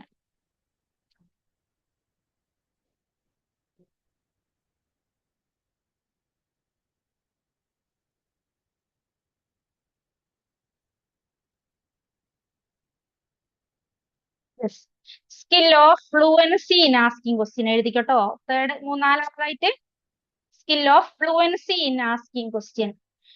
ഒരു ക്ലാസ് എടുക്കുന്ന സമയത്ത് കണ്ടന്റ് പഠിപ്പിക്കുക മാത്രമല്ല ടീച്ചർ ചെയ്യുന്നത്. The fluency in asking question, teacher should ask questions to the understanding of the student, whether the students equipped or not. അല്ലെ, നമ്മൾ പാഠം പഠിപ്പിക്കുന്ന സമയത്ത് ടെസ്റ്റിംഗ് പീപ്പിൾസ് അണ്ടർസ്റ്റാൻഡിങ് പറഞ്ഞില്ലേ, എക്സ്പ്ലെയിൻ ചെയ്യുന്നതിന്റെ ഇടയിൽ നമ്മൾ ചോദ്യങ്ങൾ ചോദിക്കൂലേ, അതേപോലെ ഒരു പാഠം നമ്മൾ പഠിപ്പിച്ച് കഴിഞ്ഞതിന് ശേഷം ടീച്ചർ എന്ത് ചെയ്യും, എല്ലാവരും ബുക്കൊക്കെ മടക്കി വെക്കുക, ഞാൻ ഈ കുറച്ച് ചോദ്യങ്ങൾ ചോദിക്കാൻ പോവാ പറയില്ലേ. ഇതിന് നമുക്ക് കൃത്യമായിട്ടുള്ള ചില സ്കില്ലുകൾ അക്വയർ ചെയ്യണം. അതിനെയാണ് skill of fluency in asking questions പറയാം. ഫ്ലുവൻസി ഇൻ ആസ്കിംഗ് ക്വസ്റ്റ്യൻസ് പറഞ്ഞാൽ appropriateness of the distribution among the appropriateness in their distribution. അല്ലെ, ക്വസ്റ്റ്യന് അപ്രോപ്രിയേറ്റ് ആയിട്ട് ക്ലാസ്സിൽ ഡിസ്ട്രിബ്യൂട്ട് ചെയ്യണം. അത് നമ്മുടെ ടീച്ചിങ്ങിന്റെ ഒരു ഇന്റഗ്രൽ പാർട്ടാണ്. അപ്പൊ അതിന് എന്തൊക്കെ സബ് കമ്പോണൻസ് ഉണ്ട് നോക്കുക. ഒന്ന് structuring. The question should B structured. Structuring എന്ന് പറയാം, ഒരു സിമ്പിൾ ലാംഗ്വേജില് പ്രിസൈസ് ഫോമില് നമ്മളിപ്പോ കൃത്യമായിട്ടുള്ള ഗ്രാമാറ്റിക്കലി സ്ട്രക്ചേർഡ് ഫോമിൽ ചോദ്യങ്ങൾ ചോദിക്കണം. എനിക്കിപ്പോ പിന്നെ 1-ാം ലോക മഹായുദ്ധത്തിന്റെ കാരണങ്ങൾ എന്തൊക്കെയാന്നുള്ളതിന് ചോദ്യമാണ് ചോദിക്കുന്നത്. കാരണങ്ങൾ 1-ാം ലോക മഹായുദ്ധം എന്ന് പറഞ്ഞിട്ട് എന്താ ആ സ്ട്രക്ചർ ഇല്ലാതെ ചോദിച്ചിട്ടുണ്ടെങ്കിൽ കുട്ടികൾക്ക് മനസ്സിലാവോ? ഇല്ല. അത് പ്രിസൈസ് ഫോമില് സിമ്പിൾ ലാംഗ്വേജിൽ സ്ട്രക്ചേർഡ് ആയിട്ട് ചോദ്യങ്ങൾ ചോദിക്കണം. അതാണ് സ്ട്രക്ചറിങ് എന്ന് പറയുന്നത്. കുട്ടികളുടെ ലെവൽ അനുസരിച്ച് ആയിരിക്കണം ചോദ്യങ്ങൾ ചോദിക്കേണ്ടത്. Then another component is relevant. The question should be relevant to the topic, relevant to the mental level of the learner. കുട്ടികളുടെ മെന്റൽ എബിലിറ്റിക്ക് അനുസരിച്ച്, കുട്ടികളുടെ ലെവൽ അനുസരിച്ച്, നമ്മൾ ഓൾറെഡി പഠിപ്പിച്ച ടോപ്പിക്കിനനുസരിച്ച് റെലവെന്റ് ആയിരിക്കണം ചോദ്യങ്ങളും. ദെൻ നെക്സ്റ്റ് ആണ് questions delivery and distribution. Delivery and distribution. ഈ ഡെലിവറി ആൻഡ് ഡിസ്ട്രിബ്യൂഷനിൽ എന്തൊക്കെ പെടും അറിയോ? സ്പീഡ്, അല്ലെ? ക്വസ്റ്റ്യന്റെ സ്പീഡ്, വളരെ സ്പീഡ് കുറച്ച് കുട്ടികൾക്ക് മനസ്സിലാവുന്ന രീതിയിൽ വേണം ചോദ്യങ്ങൾ ചോദിക്കാൻ വേണ്ടിയിട്ട്. അതേപോലെ അതിൽ വരുന്ന മറ്റൊരു കമ്പോണന്റ് ആണ് പ്രോപ്പർ ഇൻറ്റോണേഷൻ. പ്രോപ്പർ ഇൻറ്റോണേഷൻ. ഇൻറ്റോണേഷൻ എന്ന് പറഞ്ഞാല് പിച്ച് ഒക്കെ ഉണ്ടാവൂലേ? ചോദ്യങ്ങൾ ചോദിക്കുമ്പോ നമ്മൾ ടീച്ചർ ഇപ്പൊ ഒരു ശബ്ദം ഉയർത്തി ചോദിക്കണ്ടാവൂലേ? ഒന്നാം ലോക മഹായുദ്ധത്തിന്റെ കാരണങ്ങൾ എന്തൊക്കെ? എനിക്ക് കിട്ടേണ്ടത് എന്താ? കാരണങ്ങളാണ്. അപ്പൊ കാരണങ്ങളുടെ പിച്ച് ഞാൻ കൂട്ടി പറയണം. ഇൻറ്റോണേഷനിൽ അതിന്റെ ഒരു പിച്ച്, അല്ലെ? ഉയർത്തേണ്ട സ്ഥലത്ത് ഉയർത്തുക, അങ്ങനെ ശബ്ദം ഉയർത്തി പറയേണ്ട സ്ഥലത്ത് ഉയർത്തി പറയുക, താഴ്ത്തി പറയേണ്ട സ്ഥലത്ത് താഴ്ത്തി പറയുക. അതാണ് ഇൻറ്റോണേഷൻ എന്ന് പറയുന്നത്, and pitch. Then allowing pause. ഇതിൽ വരുന്നതാണ് അലോയിങ് പോസ്. ചോദ്യങ്ങൾ ചോദിച്ചു കഴിഞ്ഞാൽ ഒരു പോസ്, ഒരു സമയം കൊടുക്കണം കുട്ടിക്ക് ആൻസർ ചെയ്യാൻ വേണ്ടി. ക്വസ്റ്റ്യൻസ് ഡെലിവറി ആൻഡ് ഡിസ്ട്രിബ്യൂഷന്റെ സബ് കമ്പോണന്റ്, അതായത് അതിന്റെ സബ് പോയിന്റ്സ് ആണ് ഡെലിവറി ആൻഡ് ഡിസ്ട്രിബ്യൂഷൻ. കുട്ടികളിലേക്ക് നമ്മൾ ക്വസ്റ്റ്യൻ കൊടുക്കുമ്പോൾ എന്തൊക്കെ കാര്യങ്ങൾ ശ്രദ്ധിക്കണം? സ്പീഡ് കുറച്ച് പറയണം, പ്രോപ്പർ പിച്ച് ആയിരിക്കണം, ഉയർത്തി പറയേണ്ടടുത്ത് ശബ്ദം ഉയർത്തി പറയേണ്ടടുത്ത്, നമുക്ക് കിട്ടേണ്ട കാരണങ്ങളാണെങ്കിൽ കാരണങ്ങൾ. ഭൂമിയുടെ ഉള്ളറയെ എത്രയായി തിരിച്ചിരിക്കുന്നു? എത്രയായി എന്ന് പറഞ്ഞാൽ 3 എന്ന് പറഞ്ഞ ആൻസർ കിട്ടണ്ടേ? അപ്പൊ എത്രയായി എന്ന് പറയുമ്പോൾ നമ്മൾ കുറച്ച് ഉയർത്തി പറയാം. Allowing pose. പോസ് ചെയ്യുക. ചോദ്യം ചോദിച്ചു കഴിഞ്ഞാൽ എത്രയായി തിരിച്ചിരിക്കുന്നു ഓടിപ്പോയി ഒരു കുട്ടീന്റെ അടുത്ത് ആൻസർ പറയാൻ നമ്മൾ പറയാൻ പാടില്ല. ഒന്ന് പോസ് ചെയ്യുക, എത്രയായി തിരിച്ചിരിക്കുന്നു എന്ന് ചോദ്യം ചോദിക്കുക. എന്നിട്ട് ഹോൾ ക്ലാസ്സിനെ നമ്മളൊന്ന് നോക്കുക. നോക്കിയതിന് ശേഷം അതിൽ നിന്ന് ഒരു കുട്ടീനെ സെലക്ട് ചെയ്യുക. അല്ലാതെ ഒരു സമയം, കുട്ടിക്ക് ചിന്തിക്കാനുള്ള ഒരു സമയം കൊടുക്കുക. അതാണ് അലോയിങ് പോസ് എന്ന് പറഞ്ഞാൽ. ക്വസ്റ്റ്യൻസ് ആൻഡ് ഡെലിവറി ആൻഡ് ഡിസ്ട്രിബ്യൂഷനുമായിട്ട് ബന്ധപ്പെട്ടതാണുള്ളത്. Question should be address to whole class. Whole ക്ലാസ്സിനെ അഡ്രസ് ചെയ്യണം ക്വസ്റ്റ്യൻ. ഹോൾ ക്ലാസ്സിനെ അഡ്രസ് ചെയ്യാം. അതും കൂടെ നമുക്ക് ഇവിടെ ആഡ് ചെയ്യാം. അതായത് ഒരു ചോദ്യം ചോദിക്കുമ്പോൾ ഫസ്റ്റ് ബെഞ്ചിൽ മാത്രം പോയി ടീച്ചർ ഫസ്റ്റ് ബെഞ്ചിനോട് മാത്രം ചോദിക്കുക, അങ്ങനെ ചെയ്യാൻ പാടില്ല. ഹോൾ ക്ലാസ്സിനോടായിരിക്കണം ചോദ്യങ്ങൾ ചോദിക്കേണ്ടത്. അപ്പൊ ഈ ക്വസ്റ്റ്യൻസ് ഡെലിവറി ആൻഡ് ഡിസ്ട്രിബ്യൂഷനിൽ ശ്രദ്ധിക്കേണ്ട കാര്യങ്ങൾ ഇതൊക്കെയാണ്. Then audibility. The question should be audible to the whole class. 65 കുട്ടികളുടെ ക്ലാസ് ആണെങ്കിലും 100 കുട്ടികളുടെ ക്ലാസ് ആണെങ്കിലും 50 കുട്ടികളുടെ ക്ലാസ് ആണെങ്കിലും എല്ലാ കുട്ടികൾക്കും കേൾക്കത്തക്ക രീതിയിലായിരിക്കണം നമ്മൾ ചോദ്യങ്ങൾ ചോദിക്കേണ്ടത്. ഇതാണ് ഓഡിബിലിറ്റി എന്ന് പറയുന്നത്. Then another component is thought provoking. Thought provoking questions. Questions should be stimulate the thinking of the students, thoughts of the students. Thought provoking ആയിരിക്കണം. ഈ thought provoking ആണെങ്കിൽ നമ്മൾ why questions ചോദിക്കുക, എന്തുകൊണ്ട്, അല്ലെ? റീസൺസ്, ഇങ്ങനെയുള്ള തോട്ട് പ്രൊവോക്കിംഗ് ക്വസ്റ്റ്യൻ. അതായത് വെറും മെമ്മറൈസ് ചെയ്യുന്ന രീതിയിലുള്ള മാത്രമല്ല, കുറച്ചുകൂടി അണ്ടർസ്റ്റാൻഡിങ് ലെവലിലേക്ക് വൈ ക്വസ്റ്റ്യൻസ് ഒക്കെ ചോദിച്ചുകൊണ്ട് നമുക്ക് ഈ ചോദ്യങ്ങൾ കുറച്ചുകൂടെ ഭംഗിയാക്കാൻ പറ്റും. Then developing nature. Developing nature എന്ന് പറഞ്ഞാല് കണ്ടന്റ് ഒരു ഡെവലപ്പിംഗ് നാച്ചർ ആയിരിക്കല്ലോ. ഇവിടെ നമ്മൾ ഉൽപാദനം എന്ന ടോപ്പിക്കാന്ന് വിചാരിക്കുക. ഉൽപാദനം എന്താണ് ഉൽപാദനം? പിന്നെ അടുത്തത് ടോപ്പിക്കിന്റെ അടുത്തത് വരുന്നത് what are the factors of production. ഉൽപാദന ഘടകങ്ങൾ ഏതൊക്കെയാണ്? ഓരോ ഉൽപാദന ഘടകത്തിനും ലഭിക്കുന്ന പ്രതിഫലം എന്താണ്? ഇപ്പൊ നമ്മൾ ചോദ്യം ചോദിക്കുന്ന സമയത്ത് ആദ്യം പ്രതിഫലമാണോ ചോദിക്കേണ്ടത്? അല്ല, ആദ്യം എന്താണ് ഉൽപാദനം? What is production. അടുത്തത് what are the factors of production. ഉൽപാദന ഘടകങ്ങൾ എന്തൊക്കെയാണ്? ദെൻ ഓരോ ഉൽപാദന ഘടകത്തിനും ലഭിക്കുന്ന പ്രതിഫലം എന്തൊക്കെയാണ്? ഇങ്ങനെ ഡെവലപ്പിംഗ് നാച്ചർ ആയിരിക്കണം. കണ്ടന്റിനനുസരിച്ച് ക്വസ്റ്റ്യനും ഇങ്ങനെ ഡെവലപ്പ് ചെയ്ത് പോകണം. These are the components of the skill of asking questions. Asking questions. Okay, ഇനി നമ്മൾ നേരത്തെ പറഞ്ഞ പ്രോബിംഗ് ക്വസ്റ്റ്യൻസിലേക്ക് പോവാണ്. ചോദ്യം എങ്ങനെ ചോദിക്കണം എന്ന് മനസ്സിലായല്ലോ. ഇനി ഈ ചോദ്യം ഇനി ഒരു ചോദ്യം ചോദിച്ചു കഴിഞ്ഞാല് ഉത്തരം ലഭിക്കലെ കുട്ടിയെ ഉത്തരത്തിലേക്ക് എത്തിക്കാൻ വേണ്ടിയിട്ട് ടീച്ചർക്ക് ഉണ്ടാവുന്ന സ്കില്ലാണ് പ്രോബിംഗ് ക്വസ്റ്റ്യൻ എന്ന് പറഞ്ഞാൽ. ഇവിടെ നോക്കുക, the skill of probing question involves going deep into the pupil's response by asking series of subsequent questions. Subsequent questions ചോദിച്ചുകൊണ്ട് കുട്ടിയെ ഉത്തരത്തിലേക്ക് എത്തിക്കാനുള്ള ടീച്ചറുടെ കഴിവാണ് അല്ലെങ്കിൽ ടീച്ചറുടെ സ്കില്ലാണ് പ്രോബിംഗ് ക്വസ്റ്റ്യൻസ് എന്ന് പറഞ്ഞാൽ. അതുകൊണ്ടാണ് ഈ സ്കില്ലിനെ നമ്മൾ സ്കിൽ ഓഫ് റെസ്പോൺസ് മാനേജ്മെന്റ് എന്ന് പറയാൻ കാരണം.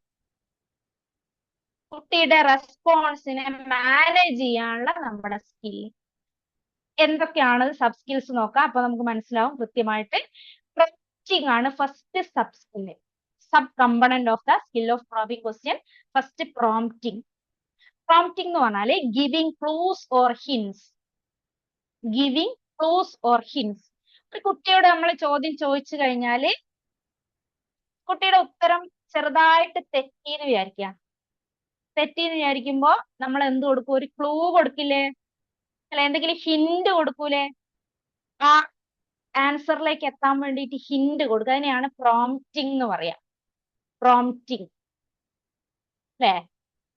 ഇത് നമ്മുടെ ഒരു സ്കില്ലാ. കുട്ടിയെ ആ ഉത്തരത്തിലേക്ക് എത്തിക്കുക എന്നുള്ളത് ഈ പ്രോബിംഗ് ക്വസ്റ്റ്യനുമായിട്ട് ബന്ധപ്പെട്ട് one of the sub component ആണ്, വൺ ഓഫ് ദി കമ്പോണന്റ് ആണ്, സബ് സ്കില്ലാണ്. അപ്പൊ നമ്മളെ ക്ലൂ കൊടുത്ത് ഉത്തരത്തിലേക്ക് എത്തിക്കാനുള്ള നമ്മുടെ സ്കില്ല്. അല്ല, അതായത് ഒരു കുട്ടി പകുതി ആൻസർ പറഞ്ഞു വിചാരിക്കുക. അപ്പൊ നമ്മൾ പറയും ഇത് കുട്ടീനെ നിന്റെ തെറ്റാണ്, അല്ല എനിക്കറിയില്ല. അങ്ങനെ ചെയ്യലല്ല. നമ്മള് കുട്ടിക്ക് പകുതി അറിയെങ്കിൽ ബാക്കി ഹിൻസ് കൂടെ കൊടുത്തിട്ട് ഉത്തരത്തിലേക്ക് എത്തിക്കാം. That is prompting. Then next skill അല്ല, പ്രോബിങ്ങിന്റെ കമ്പണന്റ് ആണ് റീഡയറക്റ്റിംഗ്. റീഡയറക്റ്റിംഗ് എന്ന് പറഞ്ഞാല് putting or directing the same question to several people for a response. Putting same questions to several people. ഒരു കുട്ടി ആൻസർ ഭാഗികമായിട്ട് ശരിയാണ് ഒരു കുട്ടി പറഞ്ഞത്, അത് കംപ്ലീറ്റ് ഉത്തരം ടീച്ചർക്ക് കിട്ടണമെങ്കിൽ സെയിം ക്വസ്റ്റ്യൻ വേറെ പല കുട്ടികളോടും ചോദിക്കും അല്ലെ? Increasing pupils participation. കുട്ടികളുടെ പാർട്ടിസിപ്പേഷൻ ഇൻക്രീസ് ചെയ്യുക. നിങ്ങൾ കണ്ടില്ലേ, ആ സാധാരണ ഒരു ടീച്ചർ ചോദ്യം ഒന്നാമത്തെ കുട്ടീനോട് ചോദിക്കും, സെയിം ചോദ്യം രണ്ടാമത്തോട് ചോദിക്കും, ഇങ്ങനെ വരി വരിയായിട്ട് ചോദിച്ചു പോകുന്നത്. That is redirecting. ഇവിടെ റോങ് റെസ്പോൺസ് അല്ലെങ്കിൽ നോ റെസ്പോൺസ്, ഇൻകംപ്ലീറ്റ് റെസ്പോൺസ് ആണെങ്കിൽ teacher can redirect the same question to other people. That is redirecting. Next refocusing. Refocusing. Refocus എന്ന് പറഞ്ഞാല് if the student answered correctly, the teacher can relate the topic already said in the class. ഒരു correct answer കൊടുത്തു എന്ന് വിചാരിക്കാം. Answer കൊടുത്തു കഴിഞ്ഞാൽ, ഇപ്പൊ ഉൽപാദനം എന്താണ് ഉൽപാദനത്തിന്റെ നിർവചനം എന്ന് കൊടുത്തു കഴിഞ്ഞാല് ടീച്ചർ അത് കുട്ടിയുടെ ആൻസർ കിട്ടിയതിന് ശേഷം റീഫോക്കസ് ചെയ്യുക അല്ലെ? ആ ടോപ്പിക്കിനെ ആവർത്തിച്ചുകൊണ്ട് നമ്മുടെ ക്ലാസ്സുമായിട്ട് കണക്ട് ചെയ്തിട്ട്, അതായത് കുട്ടിയുടെ റെസ്പോൺസ് ശരിയാണെന്ന് ഉറപ്പുവരുത്തുന്ന ഒരു ടെക്നിക്കാണ് റീഫോക്കസിംഗ് എന്ന് പറഞ്ഞാൽ. കറക്റ്റ് ആൻസർ കിട്ടിക്കഴിഞ്ഞാല് അല്ലെ, the teacher refocuses class attention to related issues. മറ്റൊന്നുമായിട്ട് കണക്ട് ചെയ്യുക. റീഫോക്കസിംഗ് എന്ന് പറഞ്ഞാൽ. ഉൽപാദനം എന്നാൽ എന്തെന്ന് ചോദിച്ചാല് ഉൽപാദനത്തിന്റെ ഡെഫിനിഷൻ കുട്ടി പറഞ്ഞു കഴിഞ്ഞാല് ടീച്ചർ എന്ത് ചെയ്യുക? അതെ, നമ്മള് നിത്യേന ഉപയോഗിക്കുന്ന സാധനങ്ങളും സേവനങ്ങളും നമ്മളുടെ കൈകളിലേക്ക് എത്തുന്ന ആ ഒരു പ്രോസസ് ആണ് ഇവിടെ പറഞ്ഞിരിക്കുന്ന ഉൽപാദനം എന്ന് പറയുന്നത്. അതിനെ റീഫോക്കസ് ചെയ്തതാ. That is called as റീഫോക്കസിംഗ്.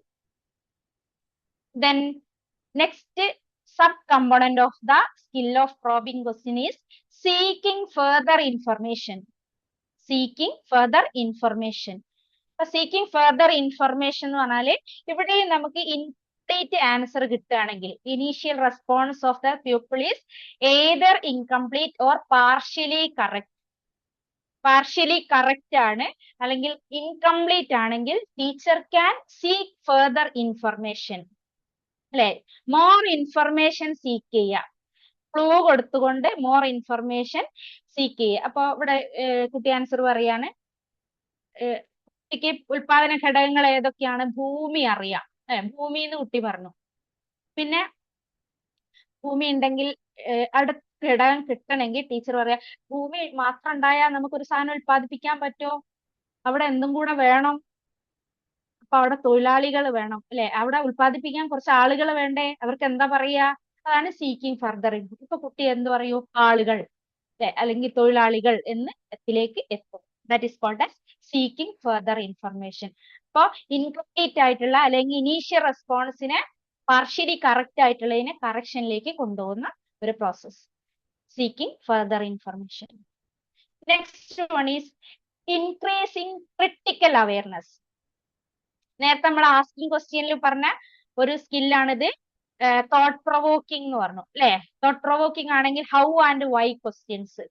Here increasing critical awareness എന്ന് പറഞ്ഞാൽ വിമർശനാത്മകമായ ചിന്തകൾ ഉണ്ടാക്കുന്നത് അല്ലെ, ഉണ്ടാക്കുന്ന രീതിയിലുള്ള അങ്ങനെ നമ്മൾ പ്രോബ് ചെയ്യണം കുട്ടികളെ അല്ലെ. Probing question skill mainly involve asking how and why questions. എന്തുകൊണ്ട്, എങ്ങനെ എന്നുള്ള ചോദ്യങ്ങൾ ചോദിക്കുമ്പോൾ ക്രിട്ടിക്കൽ അവയർനെസ്, അതായത് ജസ്റ്റിഫൈ ചെയ്യുക, ഒരു അവരുടെ റെസ്പോൺസ് റീസണബിൾ ആയിട്ടുള്ള ജസ്റ്റിഫൈ ചെയ്യാനുള്ള ഒരു സ്കില്ല് ടീച്ചർക്ക് ഉണ്ടായിരിക്കുക. That is increasing critical awareness. These are the sub skills of the skill of probing question: prompting, redirecting, refocusing,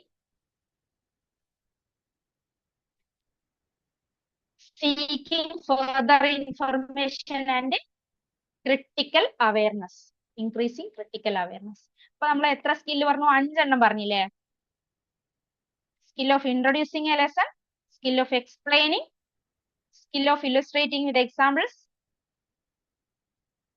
skill of asking question, skill of probing question. എത്ര skill ഉണ്ടെന്ന് പറഞ്ഞത്? 8. 8 എണ്ണം. അപ്പൊ ബാക്കി 3 എണ്ണം കൂടെ ഉണ്ട്, പറഞ്ഞോട്ടെ. Yes, ma'am. Okay. Then another skill is skill of using blackboard. Skill of using blackboard.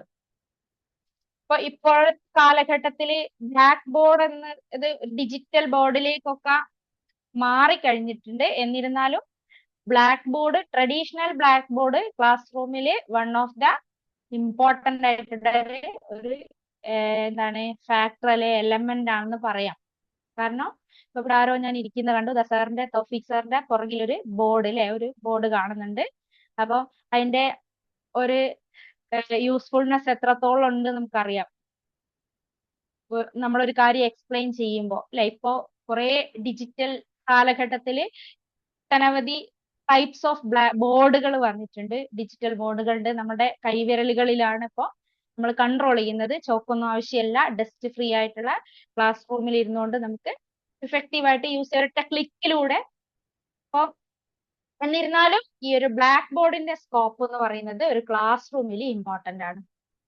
As a teacher, how to use blackboard effectively, നമ്മൾ എങ്ങനെ യൂസ് ചെയ്തിരിക്കണം എന്നത് അറിയേണ്ടതുണ്ട്.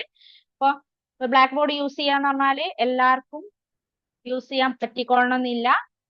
ഓരോരുത്തരുടെ ബ്ലാക്ക് ബോർഡിന്റെ സ്റ്റൈല് കണ്ടാൽ നമുക്ക് അറിയാൻ പറ്റും അല്ലെ. നന്നായിട്ട് ബ്ലാക്ക് ബോർഡ് എഴുതുന്ന അധ്യാപകർ നമ്മൾ പഠിപ്പിച്ചിട്ടുണ്ടാവും.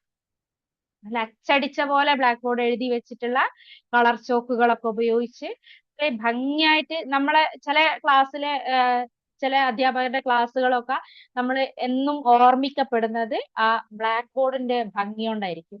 അങ്ങനെയുള്ള അധ്യാപകരൊക്കെ ഉണ്ട്. നിങ്ങളെയൊക്കെ പഠിപ്പിച്ചിട്ടുണ്ടാവും അങ്ങനെയുള്ള ആളുകളൊക്കെ.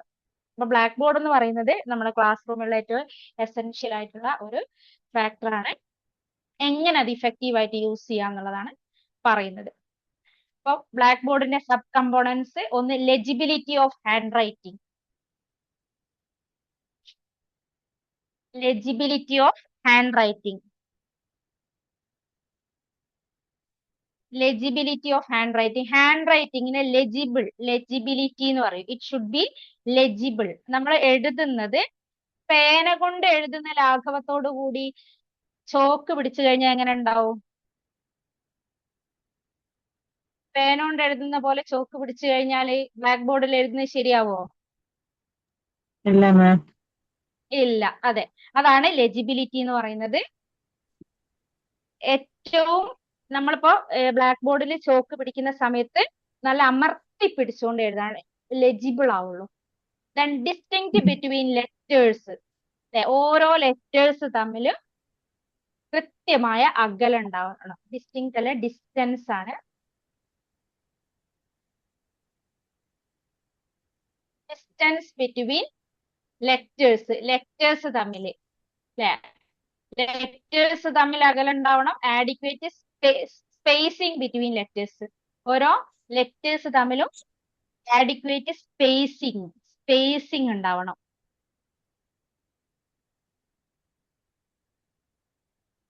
പിന്നെ അതുപോലെ തന്നെ ഒരു സെക്കൻഡ്,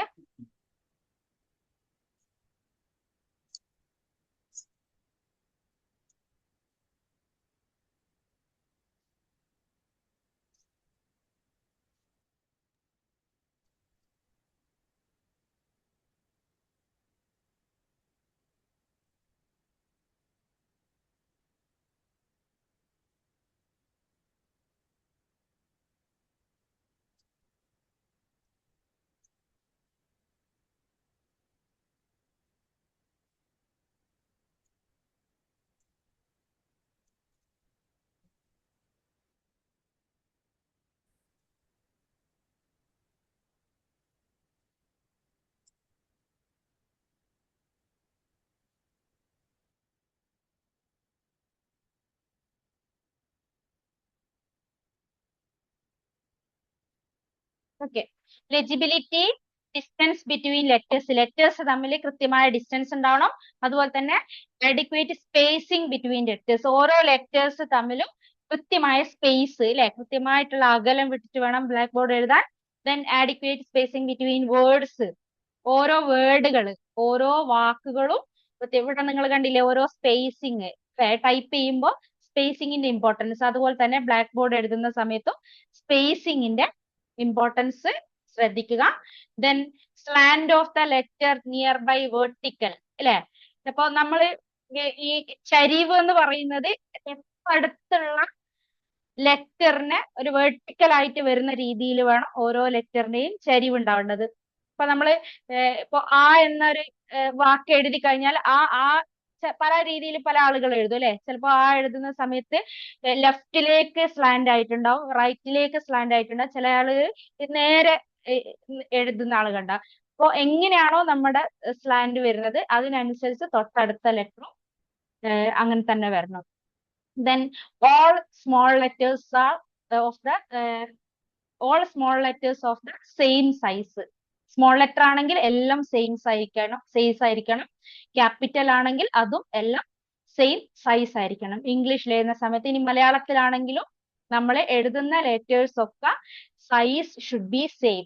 ഹെഡിങ് എഴുതുന്ന സൈസിലായിരിക്കോ ബാക്കി നമ്മൾ സബ് ടോപ്പിക്കുകൾ എഴുതുന്നത്?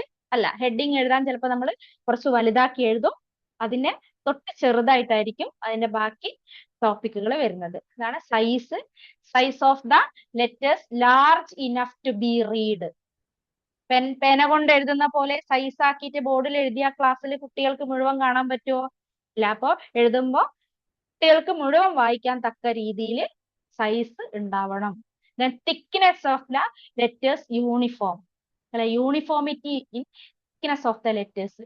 തിക്നെസ്, ആ കട്ടി എന്ന് പറയുന്നത് ഒന്ന് നല്ല ലെജിബിൾ ആയിട്ട്, പിന്നെ ഒന്ന് കുറച്ച് കട്ടി കുറച്ച്, പിന്നെ ഒന്ന് നല്ല അങ്ങനെയല്ല, ആ തിക്നെസ് എന്ന് പറയുന്നത് യൂണിഫോമിറ്റി ഉണ്ടാവണം.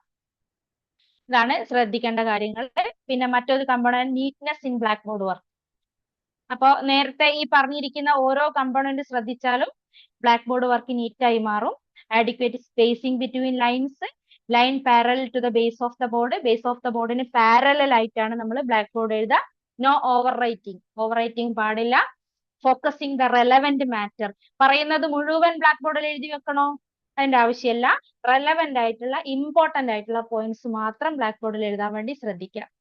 Then organisation of the black board, systematic planning and organisation of the content. ഇപ്പോ ഒരു ടോപ്പിക് പഠിപ്പിക്കുകയാണെങ്കിൽ ആദ്യം നമ്മൾ ഹെഡിങ് എഴുതുന്നു, പിന്നെ ഏറ്റവും ഇമ്പോർട്ടന്റ് ആയിട്ടുള്ള പോയിന്റ് എഴുതുന്നു. പ്രൊഡക്ഷൻ എന്ന ടോപ്പിക് ആണെങ്കിൽ ഇൻട്രൊഡ്യൂസ് ചെയ്യുമ്പോൾ നമ്മൾ ഇന്ന് പഠിക്കാൻ പോകുന്നത് ഉൽപാദനം. അപ്പൊ ഉൽപാദനം എന്ന് നമ്മൾ ബ്ലാക്ക് ബോർഡിൽ എഴുതി. ഉൽപാദനം എന്താന്ന് പറഞ്ഞു? ഉൽപാദന ഘടകങ്ങൾ. Land, labour, capital, organisation. ലാൻഡിന് നേരെ ഒരു വര വരയ്ക്കുന്നു, ലാൻഡിന്റെ പ്രതിഫലം. ലേബറിന് തൊഴിൽ കൂലി കൊടുക്കുന്നു. ക്യാപിറ്റലിന് മൂലധനത്തിന് പലിശ കൊടുക്കണം. സംഘാടനത്തിന് ലാഭമാണ്. ഇങ്ങനെ ഓരോന്നോരോന്നായിട്ട്. അതായത് organisation should be in proper and sequential order. Organisation. Then appropriateness. Appropriate ആയിരിക്കണം. ആദ്യം എഴുതേണ്ട കാര്യം ആദ്യം എഴുതുക, അവസാനം എഴുതേണ്ട കാര്യം അവസാനം എഴുതുക. ആദ്യം നമ്മള് പിന്നെ ലാൻഡ്, ലേബർ ഓരോ വേജ് എഴുതി വെക്കുക. പിന്നെ അതിനുശേഷം ലാസ്റ്റ് ഉൽപാദനം എന്ന് എഴുതുക. പിന്നെ ഉൽപാദന ഘടകങ്ങൾ. അതല്ല, ആദ്യം പറയുന്ന കാര്യം ആദ്യം തന്നെ എഴുതുക, അവസാനം പറയേണ്ട കാര്യം അവസാനം എഴുതുക.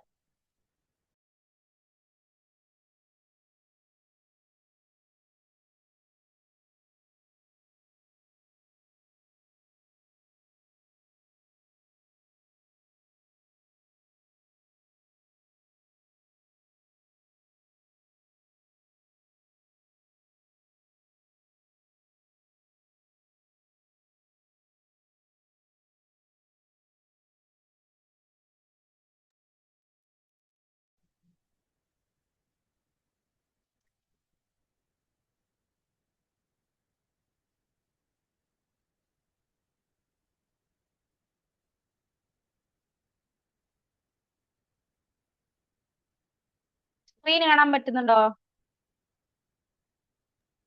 Yes ma'am.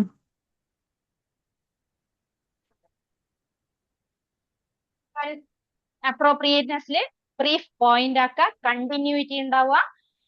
പിന്നെ ഡയഗ്രാംസ്, ഇല്ലസ്ട്രേഷൻസ് ഒക്കെ ഉണ്ടെങ്കിൽ അപ്രോപ്രിയേറ്റ് ആയിട്ടുള്ളത് യൂസ് ചെയ്യാം. Proper use of colour chalk. Colour ചോക്കുകൾ കുറച്ചുകൂടി അട്രാക്റ്റീവ് ആക്കാൻ വേണ്ടിയിട്ട് നമ്മൾ മെയിൻ പോയിന്റ്സ് ഒക്കെ ഹൈലൈറ്റ് ചെയ്യാൻ കളർ ചോക്കുകൾ ഉപയോഗിക്കാം. Underlining only the important points to be stressed. Important points ഒക്കെ അണ്ടർലൈൻ ചെയ്ത് വെക്കുക. These are the sub components of the skill of use of blackboard. Okay. Continuity, brevity എന്നാണ് brief ആയിട്ട് എഴുതുന്നതിന് പറയാം. Proper organisation, appropriate space, appropriate space between lines, letters, words, ഇതൊക്കെ ശ്രദ്ധിക്കുക. Legible ആവുക. ഇതൊക്കെ neatness one of the important സ്കില്ലാണ് black ബോർഡുമായിട്ട് ബന്ധപ്പെട്ട്. Organisation of the content. Okay. Then next skill is skill of stimulus variation. Very important ആണ് ഒരു ടീച്ചറെ സംബന്ധിച്ചിടത്തോളം, ഒരു ടീച്ചിങ്ങിനെ സംബന്ധിച്ചിടത്തോളം. സ്കിൽ ഓഫ് സ്റ്റിമുലസ് വേരിയേഷൻ എന്ന് പറയുന്നത് ഇമ്പോർട്ടന്റ് ആയിട്ടുള്ള സ്കില്ലാണ്. നമ്മളെല്ലാവരും അല്ലെ സ്വാഭാവികമായിട്ട് ക്ലാസ്സിൽ നാച്ചുറൽ ആയിട്ട് വരുന്ന ഒരു സ്കില്ലാണ് സ്കിൽ ഓഫ് stimulus variation എന്ന് പറയും. Variations. Stimulus variation is one of the important skill which help to keep students attentive in the class and to sustain their motivation. കുട്ടികളെ അറ്റൻറ്റീവ് ആക്കാൻ വേണ്ടി, അവരുടെ മോട്ടിവേഷൻ സസ്റ്റെയിൻ ചെയ്യാൻ വേണ്ടി, ത്രൂ ഔട്ട് ദ ക്ലാസ്സിൽ നിലനിൽക്കാൻ വേണ്ടി ടീച്ചർക്ക് ഉണ്ടായിരിക്കേണ്ട വൺ ഓഫ് ദി ഇമ്പോർട്ടന്റ് സ്കില്ലാണ് സ്കിൽ ഓഫ് സ്റ്റിമുലസ് വേരിയേഷൻ. അപ്പൊ എന്തൊക്കെയാണ് സ്റ്റിമുലസ് വേരിയേഷനിൽ വരുന്നത്? Various tension producing behaviour from the part of the teacher. കുട്ടിയുടെ അറ്റൻറ്റീവ് ആക്കാൻ, ഇൻട്രസ്റ്റ് ഉണ്ടാക്കാൻ ടീച്ചറുടെ ഭാഗത്തു നിന്നുണ്ടാവുന്ന some behavioural patterns, that is called as stimulus variation. അപ്പോ ബിഹേവിയറൽ പാറ്റേൺസ് പറയുമ്പോൾ ഈ സ്കില്ലിന്റെ സബ് കമ്പോണൻസ് പറയുമ്പോൾ നിങ്ങൾക്ക് മനസ്സിലാവും. നോക്കാം നമുക്ക് ഏതൊക്കെയാണ് sub skills. First teacher movement. Stimulus variation എന്നാണ് പറയാ. Teacher movement, meaningful and purposeful movement in the class. Content present ചെയ്യുന്ന സമയത്ത് ടീച്ചറുടെ മൂവ്മെന്റ് പല രീതിയിൽ മൂവ് ചെയ്യുന്ന ടീച്ചേഴ്സ് ഉണ്ടാവും. ഒരുപാടൊന്നും പറയാൻ നമുക്കിവിടെ സമയമല്ല, അതുകൊണ്ടാണ് ഞാൻ കുറച്ച് സ്പീഡിൽ. നമ്മളെ പല ക്ലാസ്സിലും പല അധ്യാപകരും നടക്കുന്നത് കണ്ടാൽ മനസ്സിലാവും. ചിലപ്പോൾ നമ്മൾ 2 റോയിൽ ഇരിക്കുന്ന കുട്ടികളാണെങ്കിൽ ഒരു ടീച്ചർ വന്നിട്ട് ക്ലാസ്സിൽ ഒരു സ്പേസ് ഉണ്ടാവുമല്ലോ, 2 റോ തമ്മിൽ സ്പേസ് ഉണ്ടാവും. ആ സ്പേസിൽ ഒരു ഭാഗത്ത് അപ്പുറത്തെ ഭാഗത്ത് 2 നടുവുള്ള സ്പേസിൽ കൂടെ അങ്ങോട്ടും ഇങ്ങനെ നടക്കുന്ന ഒരു ടീച്ചർ. അല്ലെ, എങ്ങനെയായിരിക്കും കുട്ടികളുടെ അറ്റൻഷൻ ഉണ്ടാവുക? മുന്നിൽ ബെഞ്ചിൽ ഇരിക്കുന്ന കുട്ടികൾ ടീച്ചർ മുന്നോട്ട് വരുമ്പോൾ ടീച്ചറെ നോക്കുന്നു, പിന്നെ ടീച്ചർ പുറകിലേക്ക് പോകുമ്പോൾ ടീച്ചറെ നോക്കുന്നു, തിരിച്ചു കൊണ്ടുവരുമ്പോൾ നോക്കുന്നു, ഇങ്ങനെ കളിക്കും. അല്ലെ, കുട്ടികൾ ഇങ്ങനെ ഒരു യാന്ത്രികമായിട്ടുണ്ടാവും. നേരെ തിരിച്ച് ടീച്ചർ ക്ലാസ്സിന്റെ മുന്നിൽ കൂടെ ഒരു വെർട്ടിക്കലായിട്ട് അങ്ങോട്ടും ഇങ്ങോട്ടും ഇങ്ങനെ നടന്ന് കളിക്കുക. അതേപോലെ തന്നെ കുട്ടികൾ ലെഫ്റ്റ് റൈറ്റ് നടക്കുക. അല്ലെ, ടീച്ചർ ഇങ്ങോട്ട് പോകുമ്പോൾ കുട്ടികൾ ഇങ്ങോട്ട് നോക്കുന്നു, ടീച്ചർ ഇങ്ങോട്ട് വരുമ്പോൾ കുട്ടികൾ നോക്കുന്നു, ഇങ്ങനെയുള്ള ഒരു മൂവ്മെന്റ് ആയിരിക്കും. ഇതൊന്നും അല്ലാതെ അത് പ്രോപ്പർ അല്ല, അതൊന്നും അല്ലാതെ പ്രോപ്പർ ആയിട്ടുള്ള മൂവ്മെന്റ്സ്, മീനിങ് ആയിട്ടുള്ള മൂവ്മെന്റ്സ് ആയിരിക്കണം ടീച്ചർക്ക് ഉണ്ടാവേണ്ടത്. ടീച്ചർ 2 വശത്തേക്കും പോകണം, ടീച്ചർ പുറകിലേക്ക് പോകണം, മുന്നിലേക്ക് വരണം, ഒക്കെ ചെയ്യണം. ഒരു സ്ഥലത്ത് ഇങ്ങനെ സ്റ്റാൻഡ് ചെയ്യാൻ പാടില്ല. പക്ഷെ അത് മീനിങ് മൂവ്മെന്റ് ആയിരിക്കണം. നമ്മൾ ഈ പറഞ്ഞ 2 മീനിങ് ആണോ? അല്ല. നമ്മുടെ കണ്ടന്റിനനുസരിച്ച്, പെഡഗോജിക്കൽ ഫങ്ഷൻ അനുസരിച്ച് meaning movement should be from the part of the teacher. അതാണ് ടീച്ചർ മൂവ്മെന്റ് എന്ന് പറയാം. ടീച്ചർ ചലിക്കുന്നത് ക്ലാസ്സിലൂടെ. Then teachers gesture. ജസ്റ്റേഴ്സ് എന്ന് പറഞ്ഞാല് movement from the part of body parts. അല്ലെ, കൈ കൊണ്ട്, കാലുകൾ കൊണ്ട് നടന്നു എന്നുള്ളതാണ്. കണ്ണുകൊണ്ട്, അല്ലെ, നമ്മുടെ ബോഡി പാർട്സ്. ഇപ്പൊ ടീച്ചർ ഇങ്ങനെ വലിയൊരാണെന്നൊക്കെ പറയുന്ന സമയത്ത് ടീച്ചർ ഇങ്ങനെ വലുതായിട്ട് വരണം. ടീച്ചറുടെ കണ്ണുകൾ വലുതാവണം, ടീച്ചറുടെ മുഖഭാവം ഉണ്ടാവണം, ടീച്ചറുടെ കൈകൾ കൊണ്ട് വലുതെന്ന് കാണിക്കണം. ഇങ്ങനെ ഈ ബോഡി മൂവ്മെന്റ്സിന്റെ, അല്ലെ, ബോഡി പാർട്സിന്റെ movements, emotional expressions, size, shape. ഒരു കുഞ്ഞുറുമ്പ് നമ്മൾ ഇങ്ങനെ കാണിക്കുവോ? ഇല്ല. ഒരു കുഞ്ഞുറുമ്പ്, അല്ലെ, കുഞ്ഞു കഥ പറഞ്ഞുതരാം. അല്ലെ, അവർക്ക് ഭയങ്കര സങ്കടായി എന്ന് പറയുമ്പോൾ നമ്മളിങ്ങനെ ചിരിച്ചോണ്ട് ഭയങ്കര സങ്കടായി എന്ന് പറയോ? ഇല്ല. ഈ ഒരു പ്രോപ്പർ ആയിട്ടുള്ള എക്സ്പ്രഷൻസ്, ബോഡി മൂവ്മെന്റ്സ്, അല്ലെ, സൈസ്, ഷേപ്പ്, ഡയറക്ഷൻ, ഇതൊക്കെ ഇങ്ങനെ മുകളിലേക്ക് പോയി എന്ന് പറഞ്ഞ ഡയറക്ഷൻ കാണിക്കുമ്പോൾ നമ്മൾ മുകളിലേക്ക് ഇങ്ങനെ കൈ ഉയർത്തി കാണിക്കും. ഇതിനൊക്കെ നമ്മൾ പ്രോപ്പർ ആയിട്ടുള്ള ബോഡി പാർട്സിന്റെ മൂവ്മെന്റ്സിനാണ് ജസ്റ്റേഴ്സ് എന്ന് പറയാം. The gestures should be proper in teaching activity. അപ്പൊ ഏതൊക്കെ ജസ്റ്റേഴ്സ് എവിടൊക്കെ ആരൊക്കെ കാണിക്കുന്നു എന്നുള്ളത് നമുക്കറിയാം. നമ്മുടെ ആ പ്രോപ്പർ ആയിട്ടുള്ള ക്ലാസ് റൂമിന് പ്രോപ്പർ ആയിട്ടുള്ള ജസ്റ്റേഴ്സ് കാണിക്കാം. Then change in speech pattern. Change in speech pattern എന്ന് പറയുമ്പോൾ change in volume, tone or speed of verbal communication. അപ്പൊ ഇമ്പോർട്ടന്റ് ആയിട്ടുള്ള ഒരു കാര്യം പറയുകയാണെങ്കിൽ ടീച്ചർ അതിന് ശബ്ദം ഉയർത്തി പറയൂ, അല്ലെ. പിന്നെ അതിന്റെ ടോണ്, ചില ടോണുകൾ ശ്രദ്ധിച്ചാൽ അറിയാം. ഓരോ കാര്യം പറയുന്നതിനനുസരിച്ച് ടോണിൽ ഇങ്ങനെ വ്യത്യാസങ്ങൾ വന്നുകൊണ്ടിരിക്കും. ഏറ്റവും ഇമ്പോർട്ടന്റ് ആയിട്ടുള്ള വോയിസ് മോഡുലേഷൻസ് എന്ന് പറയാം. വോയിസ് മോഡുലേഷൻസ്, അല്ലെ, പ്രത്യേകിച്ച് ഓവർ എക്സ്പ്ലെയിൻ ചെയ്യേണ്ട ആവശ്യമില്ല. അപ്പൊ പ്രോപ്പർ ആയിട്ടുള്ള വോയിസ് മോഡുലേഷൻ, അതാണ് change in speech pattern. Then change in interaction style. Interactions എന്ന് പറയുന്നത് പല ടൈപ്പ് ഇന്ററാക്ഷൻ ഉണ്ട്. ടീച്ചർ ക്ലാസ് ഇന്ററാക്ഷൻ ഉണ്ട്, teacher pupil interaction. Teacher whole ക്ലാസ്സിനോട് ഇന്ററാക്ട് ചെയ്യും, അല്ലെ. ടീച്ചറും ഒരു കുട്ടിയോട് ഇന്ററാക്ട് ചെയ്യും. അതേപോലെ തന്നെ പ്യൂപ്പിൾ ഇന്ററാക്ഷൻ ഉണ്ട്. കുട്ടികൾ തമ്മിലുള്ള ഇന്ററാക്ഷൻസ്, അതിന് നമ്മൾ ചിലപ്പോൾ ക്ലാസ്സിൽ അവസരം കൊടുക്കും, അല്ലെ. പ്യൂപ്പിൾ ഗ്രൂപ്പ് ഇന്ററാക്ഷൻ, ഒരു കുട്ടിയും ബാക്കിയുള്ള ഗ്രൂപ്പും തമ്മിൽ ഇന്ററാക്ഷൻസ്. ഇങ്ങനെ പല ഇന്ററാക്ഷൻ സ്റ്റൈലുകൾ ഉണ്ട്. ആ ഇന്ററാക്ഷൻ സ്റ്റൈലുകൾ പ്രോപ്പർ ആയിട്ട് നമ്മൾ ക്ലാസ് റൂമിൽ ഉപയോഗപ്പെടുത്തണം. അതാണ് ചേഞ്ച് ഇൻ ഇന്ററാക്ഷൻ സ്റ്റൈൽ എന്ന് പറഞ്ഞാൽ. ഫോക്കസിങ് എന്ന് പറഞ്ഞാല് drawing attention to the specific to be stressed by verbal or gestural focussing. ഏറ്റവും നമ്മൾ നേരത്തെ ചേഞ്ച് ഇൻ വോയിസ് മോഡുലേഷൻ പറഞ്ഞില്ലേ, തന്നെ ഫോക്കസ് ചെയ്യേണ്ട വെർബൽ അല്ലെങ്കിൽ ജസ്റ്ററൽ ആയിട്ടുള്ള ആക്ടിവിറ്റീസിൽ നമ്മൾ ഫോക്കസ് ചെയ്യുക, അല്ലെ. അവിടെ അറ്റൻഷൻ കൊടുക്കേണ്ട സ്ഥലത്ത് നമ്മൾ വെർബൽ ആയിക്കോട്ടെ നോൺ വെർബൽ ബിഹേവിയർ ആയിക്കോട്ടെ ഫോക്കസ് ചെയ്യുക. ദെൻ പോസിങ്, അങ്ങനെ പറഞ്ഞുകൊണ്ടിരിക്കേണ്ട, പോസ് ചെയ്യേണ്ട സ്ഥലത്ത് നമ്മൾ deliberate use of silence during talk. ചില ടീച്ചേഴ്സ് അല്ല, സാധാരണയായിട്ട് ടീച്ചേഴ്സ് ക്ലാസ് എടുക്കുന്ന സമയത്ത് കുറെ അങ്ങോട്ട് എക്സ്പ്ലെയിൻ ചെയ്യുമ്പോൾ ചിലപ്പോൾ കുട്ടികൾ ഇങ്ങനെ ഭയങ്കര ഡിസ്റ്റർബ്ഡ് ആയാലും ടീച്ചർ എന്ത് ചെയ്യും, ഒന്ന് സൈലന്റ് ആവും. Deliberate use of silence while talking. Talk ചെയ്യുമ്പോൾ ഒന്ന് സൈലന്റ് ആവും. കുട്ടികളുടെ അറ്റൻഷൻ ഒന്നുകൂടി നമുക്ക് എടുക്കാൻ പറ്റും. പിന്നെ എക്സ്പ്ലെയിൻ ചെയ്യും. Pausing. Then oral visual switching, changing sensory focus. Oral visual switching. Orally പറഞ്ഞുകൊണ്ടിരിക്കുന്നതിൽ ഇടയിൽ നമ്മൾ എന്ത് ചെയ്യും, ചിലപ്പോൾ നമ്മൾ എന്തെങ്കിലും ഒരു പോയിന്റ് പറയാണ്, അത് ബോർഡിലേക്ക് എഴുതും. അത് വിഷ്വൽ സ്വിച്ചിങ് ആണ്. ഇനി അതെങ്കില്ലെങ്കിൽ നമ്മൾ എന്തെങ്കിലും ഒരു ഫോട്ടോ കാണിച്ചു, നിങ്ങൾ ഈ ഫോട്ടോ നോക്കിയേ, ഇതിൽ എന്താ കാണുന്നത്, അത് വിഷ്വൽ സ്വിച്ചിങ് ആണ്. Oral visual switching. ഒരു ചിത്രം കാണിച്ചു കൊടുക്കുക, ഇങ്ങനെ ഓറൽ വിഷ്വലും വിഷ്വൽ ടു ഓറലും. പിന്നെ ആ വിഷ്വൽ കാണിച്ചു, ഇനി ഇവിടെ പറയുന്നത് ശ്രദ്ധിക്കുക. ഇപ്പൊ നിങ്ങൾ ഫോട്ടോ കണ്ടില്ലേ, ഇനി ടീച്ചർ പറയുന്നത് ശ്രദ്ധിക്കുക. അപ്പൊ വിഷ്വൽ നിന്ന് ഓറലിലേക്ക് മാറി. ഇതാണ് ഓറൽ വിഷ്വൽ സ്വിച്ചിങ് എന്ന് പറയുന്നത്. These are the sub-components of the skill of stimulus variation. Stimulus variation. Teacher movement, teacher gesture, teacher speech pattern, interaction style, pausing, focusing, oral visual switching. When last skill ആണ് skill of reinforcement. Skill of reinforcement. Effective ലേണിംഗിന് proper ആയിട്ടുള്ള കുട്ടികളുടെ decide ബിഹേവിയറിന് നമ്മൾ കുട്ടികളുടെ അടുത്തുനിന്ന് expect ചെയ്യുന്ന ഒരു behaviour ഉണ്ടാവുമല്ലോ. ആ ഡിസൈഡ് ബിഹേവിയറിന് ടീച്ചർ യൂസ് ചെയ്യുന്ന ഒരു ടെക്നിക്കാണ് റീഇൻഫോഴ്സ്മെന്റ് എന്ന് പറയും. നമ്മൾ മലയാളത്തിൽ പറയും പ്രബലനം എന്ന് പറയും അല്ലെ. റീഇൻഫോഴ്സ്മെന്റ്.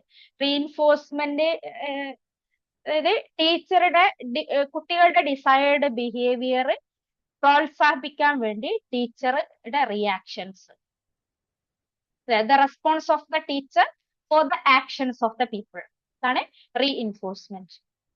ഇനി ഏതൊക്കെ ടൈപ്പാണ് അല്ലെ റീഇൻഫോഴ്സ്മെന്റിന്റെ സബ് കമ്പോണൻസ് ഏതൊക്കെയാണെന്ന് നോക്കാം. നമ്മൾ സാധാരണയായിട്ട് ക്ലാസ്സിൽ ഉപയോഗിക്കുന്ന എല്ലാവരും നമ്മൾ എന്ത് ക്ലാസ്സിൽ മാത്രമല്ല നമ്മളെ കുട്ടികളോടും അല്ലെ നമ്മൾ മറ്റുള്ളവരോട് സംസാരിക്കുമ്പോഴൊക്കെ ഉപയോഗിക്കുന്ന ചില വാക്കുകൾ, അതൊക്കെ നമ്മളെ റീഇൻഫോഴ്സ്മെന്റ് ആണ്. അതിന്റെ ഒരു ടെക്നിക്കൽ ടേം ആണ്. ടീച്ചിങ്ങിലേക്ക് വരുമ്പോൾ അതിന്റെ ടെക്നിക്കൽ ടേം നമ്മളെ റീഇൻഫോഴ്സ്മെന്റ് എന്നായി മാറും. ഇത്രേ വ്യത്യാസമുള്ളൂ. അതിന്റെ സബ് കമ്പോണൻസ് നോക്കിയാൽ അറിയാം. Use of positive verbal reinforcement.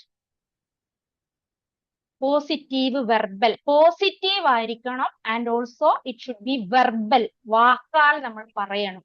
Very good, excellent, well done അല്ലെ, right, go head, carry on, ഇങ്ങനെയുള്ള പോസിറ്റീവ് വെർബൽ ഒരു കമ്പണന്റ് ആണ് പോസിറ്റീവ്. ഇതൊക്കെ ക്ലാസ്സിൽ നമ്മൾ ഉപയോഗിക്കാറില്ലേ? ഉണ്ട്. Positive non verbal reinforcement.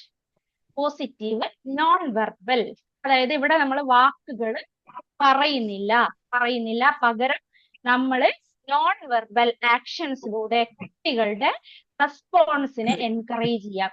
കുട്ടി ആൻസർ പറയുന്നു, ടീച്ചർ വെരി ഗുഡ്, എക്സലന്റ് ഒന്നും പറയുന്നില്ല, ടീച്ചർ ഇങ്ങനെ കണ്ണടച്ച് ഇങ്ങനെ കേട്ട് തലയാട്ടുന്നു. അത് കുട്ടികൾക്ക് ഒരു മോട്ടിവേഷൻ അല്ലേ? യെസ്, സ്മൈലിംഗ് പറയുന്നു. ശരി. കുട്ടികളുടെ അടുത്തേക്ക് മൂവ് ചെയ്യുക. പറയുന്ന സമയത്ത് ഒരു കുട്ടി അവിടെ നിന്ന് ആൻസർ പറയാണ്, അപ്പൊ ടീച്ചർ ഡെസ്കിന്റെ അടുത്ത് നിന്ന് ഇങ്ങനെ, അല്ലാതെ നമ്മുടെ മേശന്റെ അടുത്ത് നിന്ന് ഇങ്ങനെ കേൾക്കാതെ ടീച്ചർ ആ കുട്ടീന്റെ അടുത്തേക്ക് മൂവ് ചെയ്യുക. കുട്ടീനെ നോക്കുക അല്ലെ, കുട്ടിയുടെ നോക്കുക. പിന്നെ കുട്ടീനെ യെസ്, കുട്ടി പറഞ്ഞ ഉത്തരം ശരിയാണ്. അവിടെ ടീച്ചർ ഒന്നും പറയണ്ട, കുട്ടീനെ ഒന്ന് പാറ്റ് ചെയ്താൽ മതി. These are the different types of positive non verbal reinforcement. തീർച്ചയായിട്ടും കുട്ടികൾക്ക് ഇത് മോട്ടിവേഷൻ ഉണ്ടാക്കൂലേ? യെസ്, ഇതാണ് പോസിറ്റീവ് വെർബൽ റീഇൻഫോഴ്സ്മെന്റ്. പിന്നെ ഒന്നുകൂടെ ഉണ്ട്, എക്സ്ട്രാ വെർബൽ എന്ന് പറയും. എക്സ്ട്രാ വെർബൽ എന്ന് പറഞ്ഞാൽ ഇവിടെ നിങ്ങൾ വെൽ ഡൺ കൈൻഡ്, വൗ എന്നൊക്കെ പറഞ്ഞ് കുറെ കാര്യങ്ങൾ കാണുന്നില്ലേ, അതിനാണ് എക്സ്ട്രാ വെർബൽ എന്ന് പറയാ. അതായത് കുട്ടി ആൻസർ പറയുന്ന സമയത്ത് വാക്കുകൾ മീനിങ് ആയിട്ടുള്ള വാക്കാണെങ്കിലാണ് നമ്മൾ വെർബൽ എന്ന് പറയാ അല്ലെ. പക്ഷെ ഇവിടെ നോൺ വെർബലും അല്ല വെർബലും, അതിന്റെ ഇടയിൽ നിൽക്കുന്ന വാവ്, അങ്ങനെ പറയുമ്പോ വെർബൽ ആവുന്നുമില്ല നോൺ വെർബൽ ആയിട്ട് അല്ലാനും, പക്ഷെ അതിന്റെ ഇടയിൽ, അതിനാണ് എക്സ്ട്രാ വെർബൽ എന്ന് പറയാ. ഓക്കെ. പിന്നെ കുട്ടി പിന്നെ പറയുന്ന സമയത്ത് കുട്ടീന്റെ ക്ലാപ്പ് ചെയ്യുക അല്ലെ. കുട്ടി പറഞ്ഞ ഉത്തരം ശരിയാണ്. അവിടെ നമ്മൾ ക്ലാപ്പ് ചെയ്യുന്ന സമയത്ത് അവിടെ എന്താണ് പോസിറ്റീവ് നോൺ വെർബൽ ആണ്. കുട്ടി ഒരു ആൻസർ പറഞ്ഞു കഴിഞ്ഞാൽ ആ ആൻസറിനെ നമ്മൾ ബ്ലാക്ക് ബോർഡിലേക്ക് എഴുതുക. പോസിറ്റീവ് നോൺ വെർബൽ ആണ്. അവിടെ കുട്ടി പറഞ്ഞ ഉത്തരം ശരിയാണെന്ന് നമ്മൾ അംഗീകരിക്കുകയാണ് ചെയ്യുന്നത്. അത് പോസിറ്റീവ്. ഇങ്ങനെ ഒരുപാട് തരത്തിൽ നമുക്ക് റീഇൻഫോഴ്സ്മെന്റ്സ് ക്ലാസ്സിൽ ഉപയോഗിക്കാറുണ്ട്. അതാണ് റീഇൻഫോഴ്സ്മെന്റ്. പോസിറ്റീവ് വെർബലും പോസിറ്റീവ് നോൺ വെർബലും ഉണ്ട്. പിന്നെ നെഗറ്റീവ് വെർബൽ ഉണ്ട്. നെഗറ്റീവ് വെർബൽ എന്ന് പറയുന്നത് ചില സമയത്തെങ്കിലും നമുക്ക് ക്ലാസ്സിൽ ഉപയോഗിക്കാറുണ്ട് പലരും, അല്ലെ? ചിലപ്പോ ഉത്തരം അതായത് അൺഡിസൈഡ് ബിഹേവിയർ ആണെങ്കിൽ അതിനെ ഡിസ്കറേജ് ചെയ്യാനുള്ള റീഇൻഫോഴ്സ്മെന്റ്സ് ആണ് നെഗറ്റീവ് വെർബൽ എന്ന് പറയുന്നത്. കുട്ടി ഒരു ആൻസർ പറയാ, അപ്പൊ നമ്മൾ പറയാ സോറി, അത് ശരിയായി, അത് തെറ്റാണ്. ആ രീതിയിൽ നമ്മൾ റെസ്പോണ്ട് ചെയ്യുന്നതിനാണ് പോസിറ്റീവ് നോൺ നെഗറ്റീവ് വെർബൽ എന്ന് പറയാം. നെഗറ്റീവ് വെർബൽ ആണ്, അത് നെഗറ്റീവ് ആയിരിക്കും. അതേപോലെ മറ്റൊന്നാണ് use of negative non verbal. Negative non വെർബലും നമ്മൾ ക്ലാസ്സിൽ ഉപയോഗിക്കാതിരിക്കുന്നതാണ് നല്ലത്. ഉപയോഗിക്കരുത് എന്ന് തന്നെയാണ് ഞാൻ പറയാ. കാരണം അത് കുട്ടികളെ ഡിമോട്ടിവേറ്റ് ചെയ്യും, അല്ലെ? ഒരു കുട്ടി ഒരു ആൻസർ പറയാ, എങ്ങനെയോ കുട്ടി കഷ്ടപ്പെട്ട് പറഞ്ഞു കൊണ്ടുവരിക, അപ്പൊ കുട്ടികൾ നമ്മൾ പറയാം ശരിയല്ലേ അല്ലെ? നോൺ വെർബല് പറയണ്ട, ഒറ്റ ടീച്ചർ ഇങ്ങനെ കണ്ണടച്ചു പറഞ്ഞാൽ മതി, തലയാട്ടിയാൽ മതി, അപ്പൊ കുട്ടികൾക്ക് ഡീമോട്ടിവേറ്റഡ് ആവും, അല്ലെ? ഇപ്പോഴത്തെ കുട്ടികൾ ഡിപ്രഷൻ അടിച്ചു എന്നറിയും. പിന്നെ moving away from the students. കുട്ടികളെ അടുത്തുനിന്ന് നമ്മൾ എന്ത് ചെയ്യുക? നേരത്തെ മൂവിങ് ടുവാർഡ്സ് ദ സ്റ്റുഡന്റ് ആയിരുന്നു പോസിറ്റീവ് നോൺ വെർബല്. ഇവിടെ നെഗറ്റീവ് നോൺ വെർബല് വരുമ്പോ moving away from the student. കുട്ടി ആൻസർ പറയുമ്പോൾ ടീച്ചർ തിരിഞ്ഞു പോരാ, അല്ലെ? അതുപോലെ തന്നെ അപശബ്ദങ്ങൾ, ടീച്ചേഴ്സിന്റെ ഭാഗത്തുനിന്ന് അപശബ്ദം, എന്തത് അല്ലെ? ഇങ്ങനെ ചില അപശബ്ദങ്ങളൊക്കെ ടീച്ചേഴ്സ് എന്താ പറയുന്നത് അല്ലെ? ഇങ്ങനെയുള്ള ചില അപശബ്ദങ്ങൾ ഉണ്ടാക്കുക. ചില ടീച്ചേഴ്സ് ഉണ്ടാവും കാലൊക്കെ ഇട്ട് ഇങ്ങനെ ദേഷ്യം പിടിച്ചുകൊണ്ട് ഇങ്ങനെ അടിക്കുക നിലത്ത്, അല്ലെ? പല രീതിയിൽ റെസ്പോണ്ട് ചെയ്യുന്ന അധ്യാപകരുണ്ടാവും. അപ്പൊ ഇതൊന്നും ഈ പറയുന്ന ലാസ്റ്റ് പറഞ്ഞ പോസിറ്റീവ് നെഗറ്റീവ് നോൺ വെർബലും നെഗറ്റീവ് വെർബലും പരമാവധി നമ്മൾ ക്ലാസ് റൂമിൽ ഉപയോഗിക്കാതിരിക്കുന്നതാണ് നല്ലത്. പക്ഷെ നമ്മളൊക്കെ സാഹചര്യങ്ങളിൽ ഉപയോഗിക്കാറുണ്ടെങ്കിലും ഇത് നമ്മുടെ ഒരു സ്കില്ലിന്റെ ഭാഗമാണെന്ന് ശ്രദ്ധിക്കുക. ഇപ്പൊ പോസിറ്റീവ് നെഗറ്റീവ് വെർബലൊക്കെ ചില സമയത്തെങ്കിലും നമുക്ക് ഉപയോഗിക്കേണ്ടി വരാം. അപ്പൊ എങ്ങനെയും പ്രോപ്പർ ആയിട്ട് മാത്രം യൂസ് ചെയ്യാൻ വേണ്ടി ശ്രദ്ധിക്കാം. അപ്പൊ these are the skills of teaching. 4 skills of teaching ആണ്. സ്കില്ലുകളാണ് നമ്മൾ പറഞ്ഞത്. Skill of introducing a lesson, skill of explaining, skill of illustrating with examples, skill of use of blackboard, skill of asking questions, skill of probing questions, പിന്നെ stimulus variation, skill of reinforcement. These are the 8 major teaching skills, core skills of teaching എന്ന് പറയും. ഓരോന്നിന്റെയും sub സ്കിൽസും നമ്മൾ പറഞ്ഞു. എന്താണ് micro teaching? Macro teaching എന്ന് പറയുമ്പോൾ combination of all teaching skills in a real classroom setting or actual class room setting. ഈ പറയുന്ന എല്ലാ സ്കില്ലിന്റെയും കോമ്പിനേഷൻ ആണ് മാക്രോ ടീച്ചിങ്. അപ്പൊ ഈ കോമ്പിനേഷൻ വരുമ്പോ അവിടെ എന്തൊക്കെ നമ്മളിവിടെ മൈക്രോ ടീച്ചിങ്ങില് scaled down encounter of class size and time എന്ന് പറയും. ഇവിടെ സ്കെയിൽ ഡൗൺ ആവുകയാണോ ചെയ്യുന്നത്? അല്ല, ഇത് ഇൻക്രീസ് ചെയ്യാല്ലേ ചെയ്യുന്നത്. ക്ലാസിന്റെ സൈസ് ഇൻക്രീസ് ചെയ്യും, ടൈം ഇൻക്രീസ് ചെയ്യും, കണ്ടന്റ് ഇൻക്രീസ് ചെയ്യും, എല്ലാം ഇൻക്രീസ് ചെയ്യുമ്പോൾ അതിനെ നമ്മൾ മാക്രോ ടീച്ചിങ് എന്ന് പറയും. അല്ലാതെ സ്കെയിൽ ഡൗൺ ആവുമ്പോൾ നമ്മൾ അതിനെ മൈക്രോ ടീച്ചിങ്. മൈക്രോ ടീച്ചിങ്ങിൽ ഓരോ സ്കില്ലുകൾ നമ്മൾ ഓരോ സമയത്തായിട്ട് പ്രാക്ടീസ് ചെയ്ത് കഴിഞ്ഞാൽ മാസ്റ്ററായി ഇതിനെല്ലാത്തിനെയും കൂടെ ഒരു ക്ലാസ്സിൽ ഒരു 45 മിനിറ്റ്സ് ക്ലാസ്സിൽ കോമ്പിനേഷൻ ഓഫ് ഓൾ സ്കിൽസ് നമ്മൾ ഇംപ്ലിമെന്റ് ചെയ്യുന്നതിനാണ് മാക്രോ ടീച്ചിങ് എന്ന് പറയാം. ഓക്കെ, അപ്പൊ ഈ പറഞ്ഞത് ക്ലിയർ ആയി എന്ന് വിശ്വസിക്കുന്നു. നിങ്ങൾക്ക് 9 മണി വരെയല്ലേ സമയം? എന്തെങ്കിലും ഡൗട്ട്സ് ഉണ്ടോ? എന്തെങ്കിലും പറയാനുണ്ടോ? Any comments? മാം, ഇതിലേ നമ്മള് ടീച്ചേഴ്സ് മൂവ് ചെയ്യണ പറഞ്ഞല്ലോ സ്കില്ലായിട്ട്. അതില് കുട്ടികളെ മൂവ് ചെയ്യിക്കുന്ന സിസ്റ്റം ഉണ്ടാവില്ലല്ലോ. കുട്ടികളെ പുറത്ത് കൊണ്ടുപോകുക അല്ലെങ്കിൽ സീറ്റിംഗ് അറേഞ്ച്മെന്റ്സ് മാറ്റി ഇരുത്തുക. ഷുവർ. ഇല്ല, അത് അങ്ങനെ അവിടെ ചെയ്യാറുണ്ട്. നമ്മള് നമ്മുടെ മെത്തേഡിന്റെ ഭാഗമായിട്ടാണ് കുട്ടികളെ മൂവ് ചെയ്യിക്കുക. ഉം. ഇവിടെ നമ്മള് ടീച്ചറുടെ സ്കിൽ ഇമ്പ്രൂവ്മെന്റ് ഇല്ല. മാത്രമാണല്ലോ പറയുന്നത്. ടീച്ചിങ് ടീച്ചറുടെ മെത്തേഡ്. ടീച്ചിങ് മെത്തേഡിൽ ഇപ്പൊ നമ്മളിപ്പോ ഒരു മെത്തേഡ് യൂസ് ചെയ്യാം, ഫീൽഡ് ട്രിപ്പ് അല്ലെ. ഫീൽഡ് ട്രിപ്പ് എന്ന് പറയുമ്പോൾ ചിലപ്പോൾ നമ്മളെ സ്കൂളിന്റെ തൊട്ടടുത്ത് എവിടെയെങ്കിലും ഒരു ഫാക്ടറി ഉണ്ടാവും. ഫാക്ടറിയിലേക്ക് ഒരു ഫീൽഡ് ട്രിപ്പ്, അത് കുട്ടികളെ നമ്മള് ഫീൽഡ് ട്രിപ്പ് എന്ന് പറയുന്ന ഒരു മെത്തേഡ് ക്ലാസ് റൂമിൽ ഇംപ്ലിമെന്റ് ചെയ്തതാ. ഒരു പാഠം പഠിപ്പിക്കാൻ, മലിനീകരണത്തെ കുറിച്ച് പഠിപ്പിക്കാൻ വേണ്ടി നമ്മൾ അടുത്തുള്ള ഒരു ഫാക്ടറി കൊണ്ടുപോവുക. അത് കുട്ടികളെ ഇൻവോൾവ് ചെയ്യിക്കുക. ഓക്കെ. ഇത് നമ്മുടെ സ്കിൽ ഇമ്പ്രൂവ് ചെയ്യാൻ വേണ്ടിയിട്ട് മാത്രമാണ് ഈ ടീച്ചിങ് സ്കിൽസ് പഠിക്കുന്നത്. ഈ ടീച്ചിങ് സ്കിൽസ് നമ്മൾ കംപ്ലീറ്റ് പഠിച്ചു കഴിഞ്ഞാൽ ഈ പറയുന്ന മെത്തേഡും ടെക്നിക്കും ഒക്കെ സക്സസ്ഫുൾ ആയിട്ട് നമ്മളെ ക്ലാസ്സിൽ ഇംപ്ലിമെന്റ് ചെയ്യാൻ പറ്റും. വളരെ ഭംഗിയായിട്ട് ചെയ്യാൻ പറ്റും. അതിൽ ഏറെയും കുറഞ്ഞും ഉണ്ടാവും കേട്ടോ. ഇതെല്ലാം ഭംഗിയായിട്ട് ചെയ്യുന്ന അധ്യാപകരും ഉണ്ട് കേട്ടോ.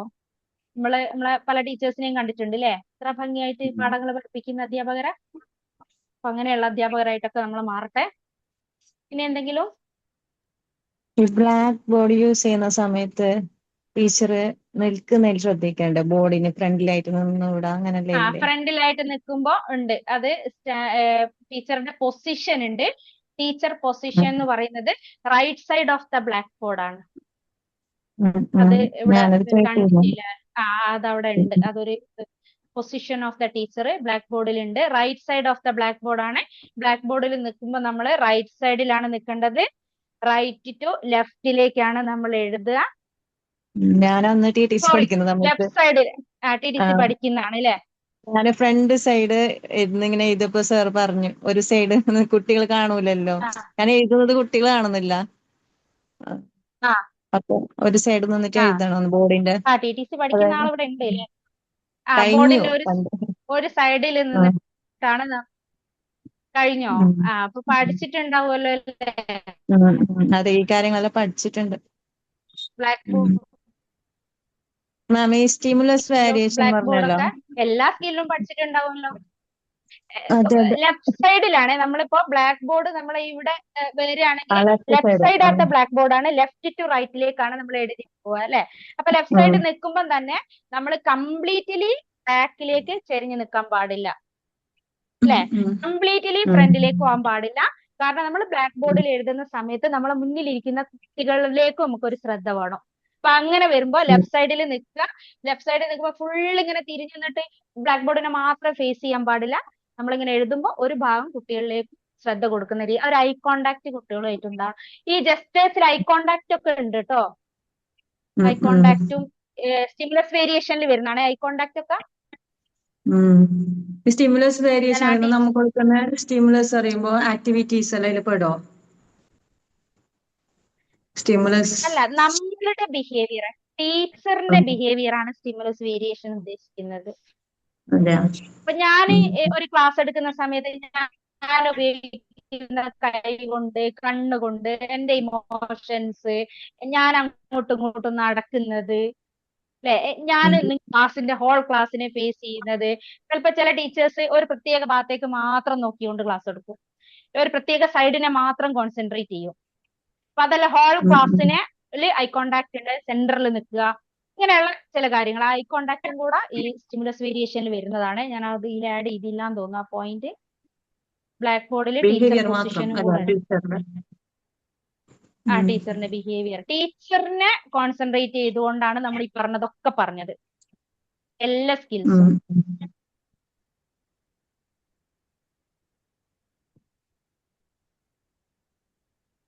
ഞാന് ഈ സ്ലൈഡ് ഞാൻ ഷെയർ ചെയ്ത് കൊടുക്കാം കേട്ടോ. മാം, ഒരു ഭാഗത്ത് ഇരുന്ന് ക്ലാസ് എടുക്കണ പറ്റുന്ന അഭിപ്രായം?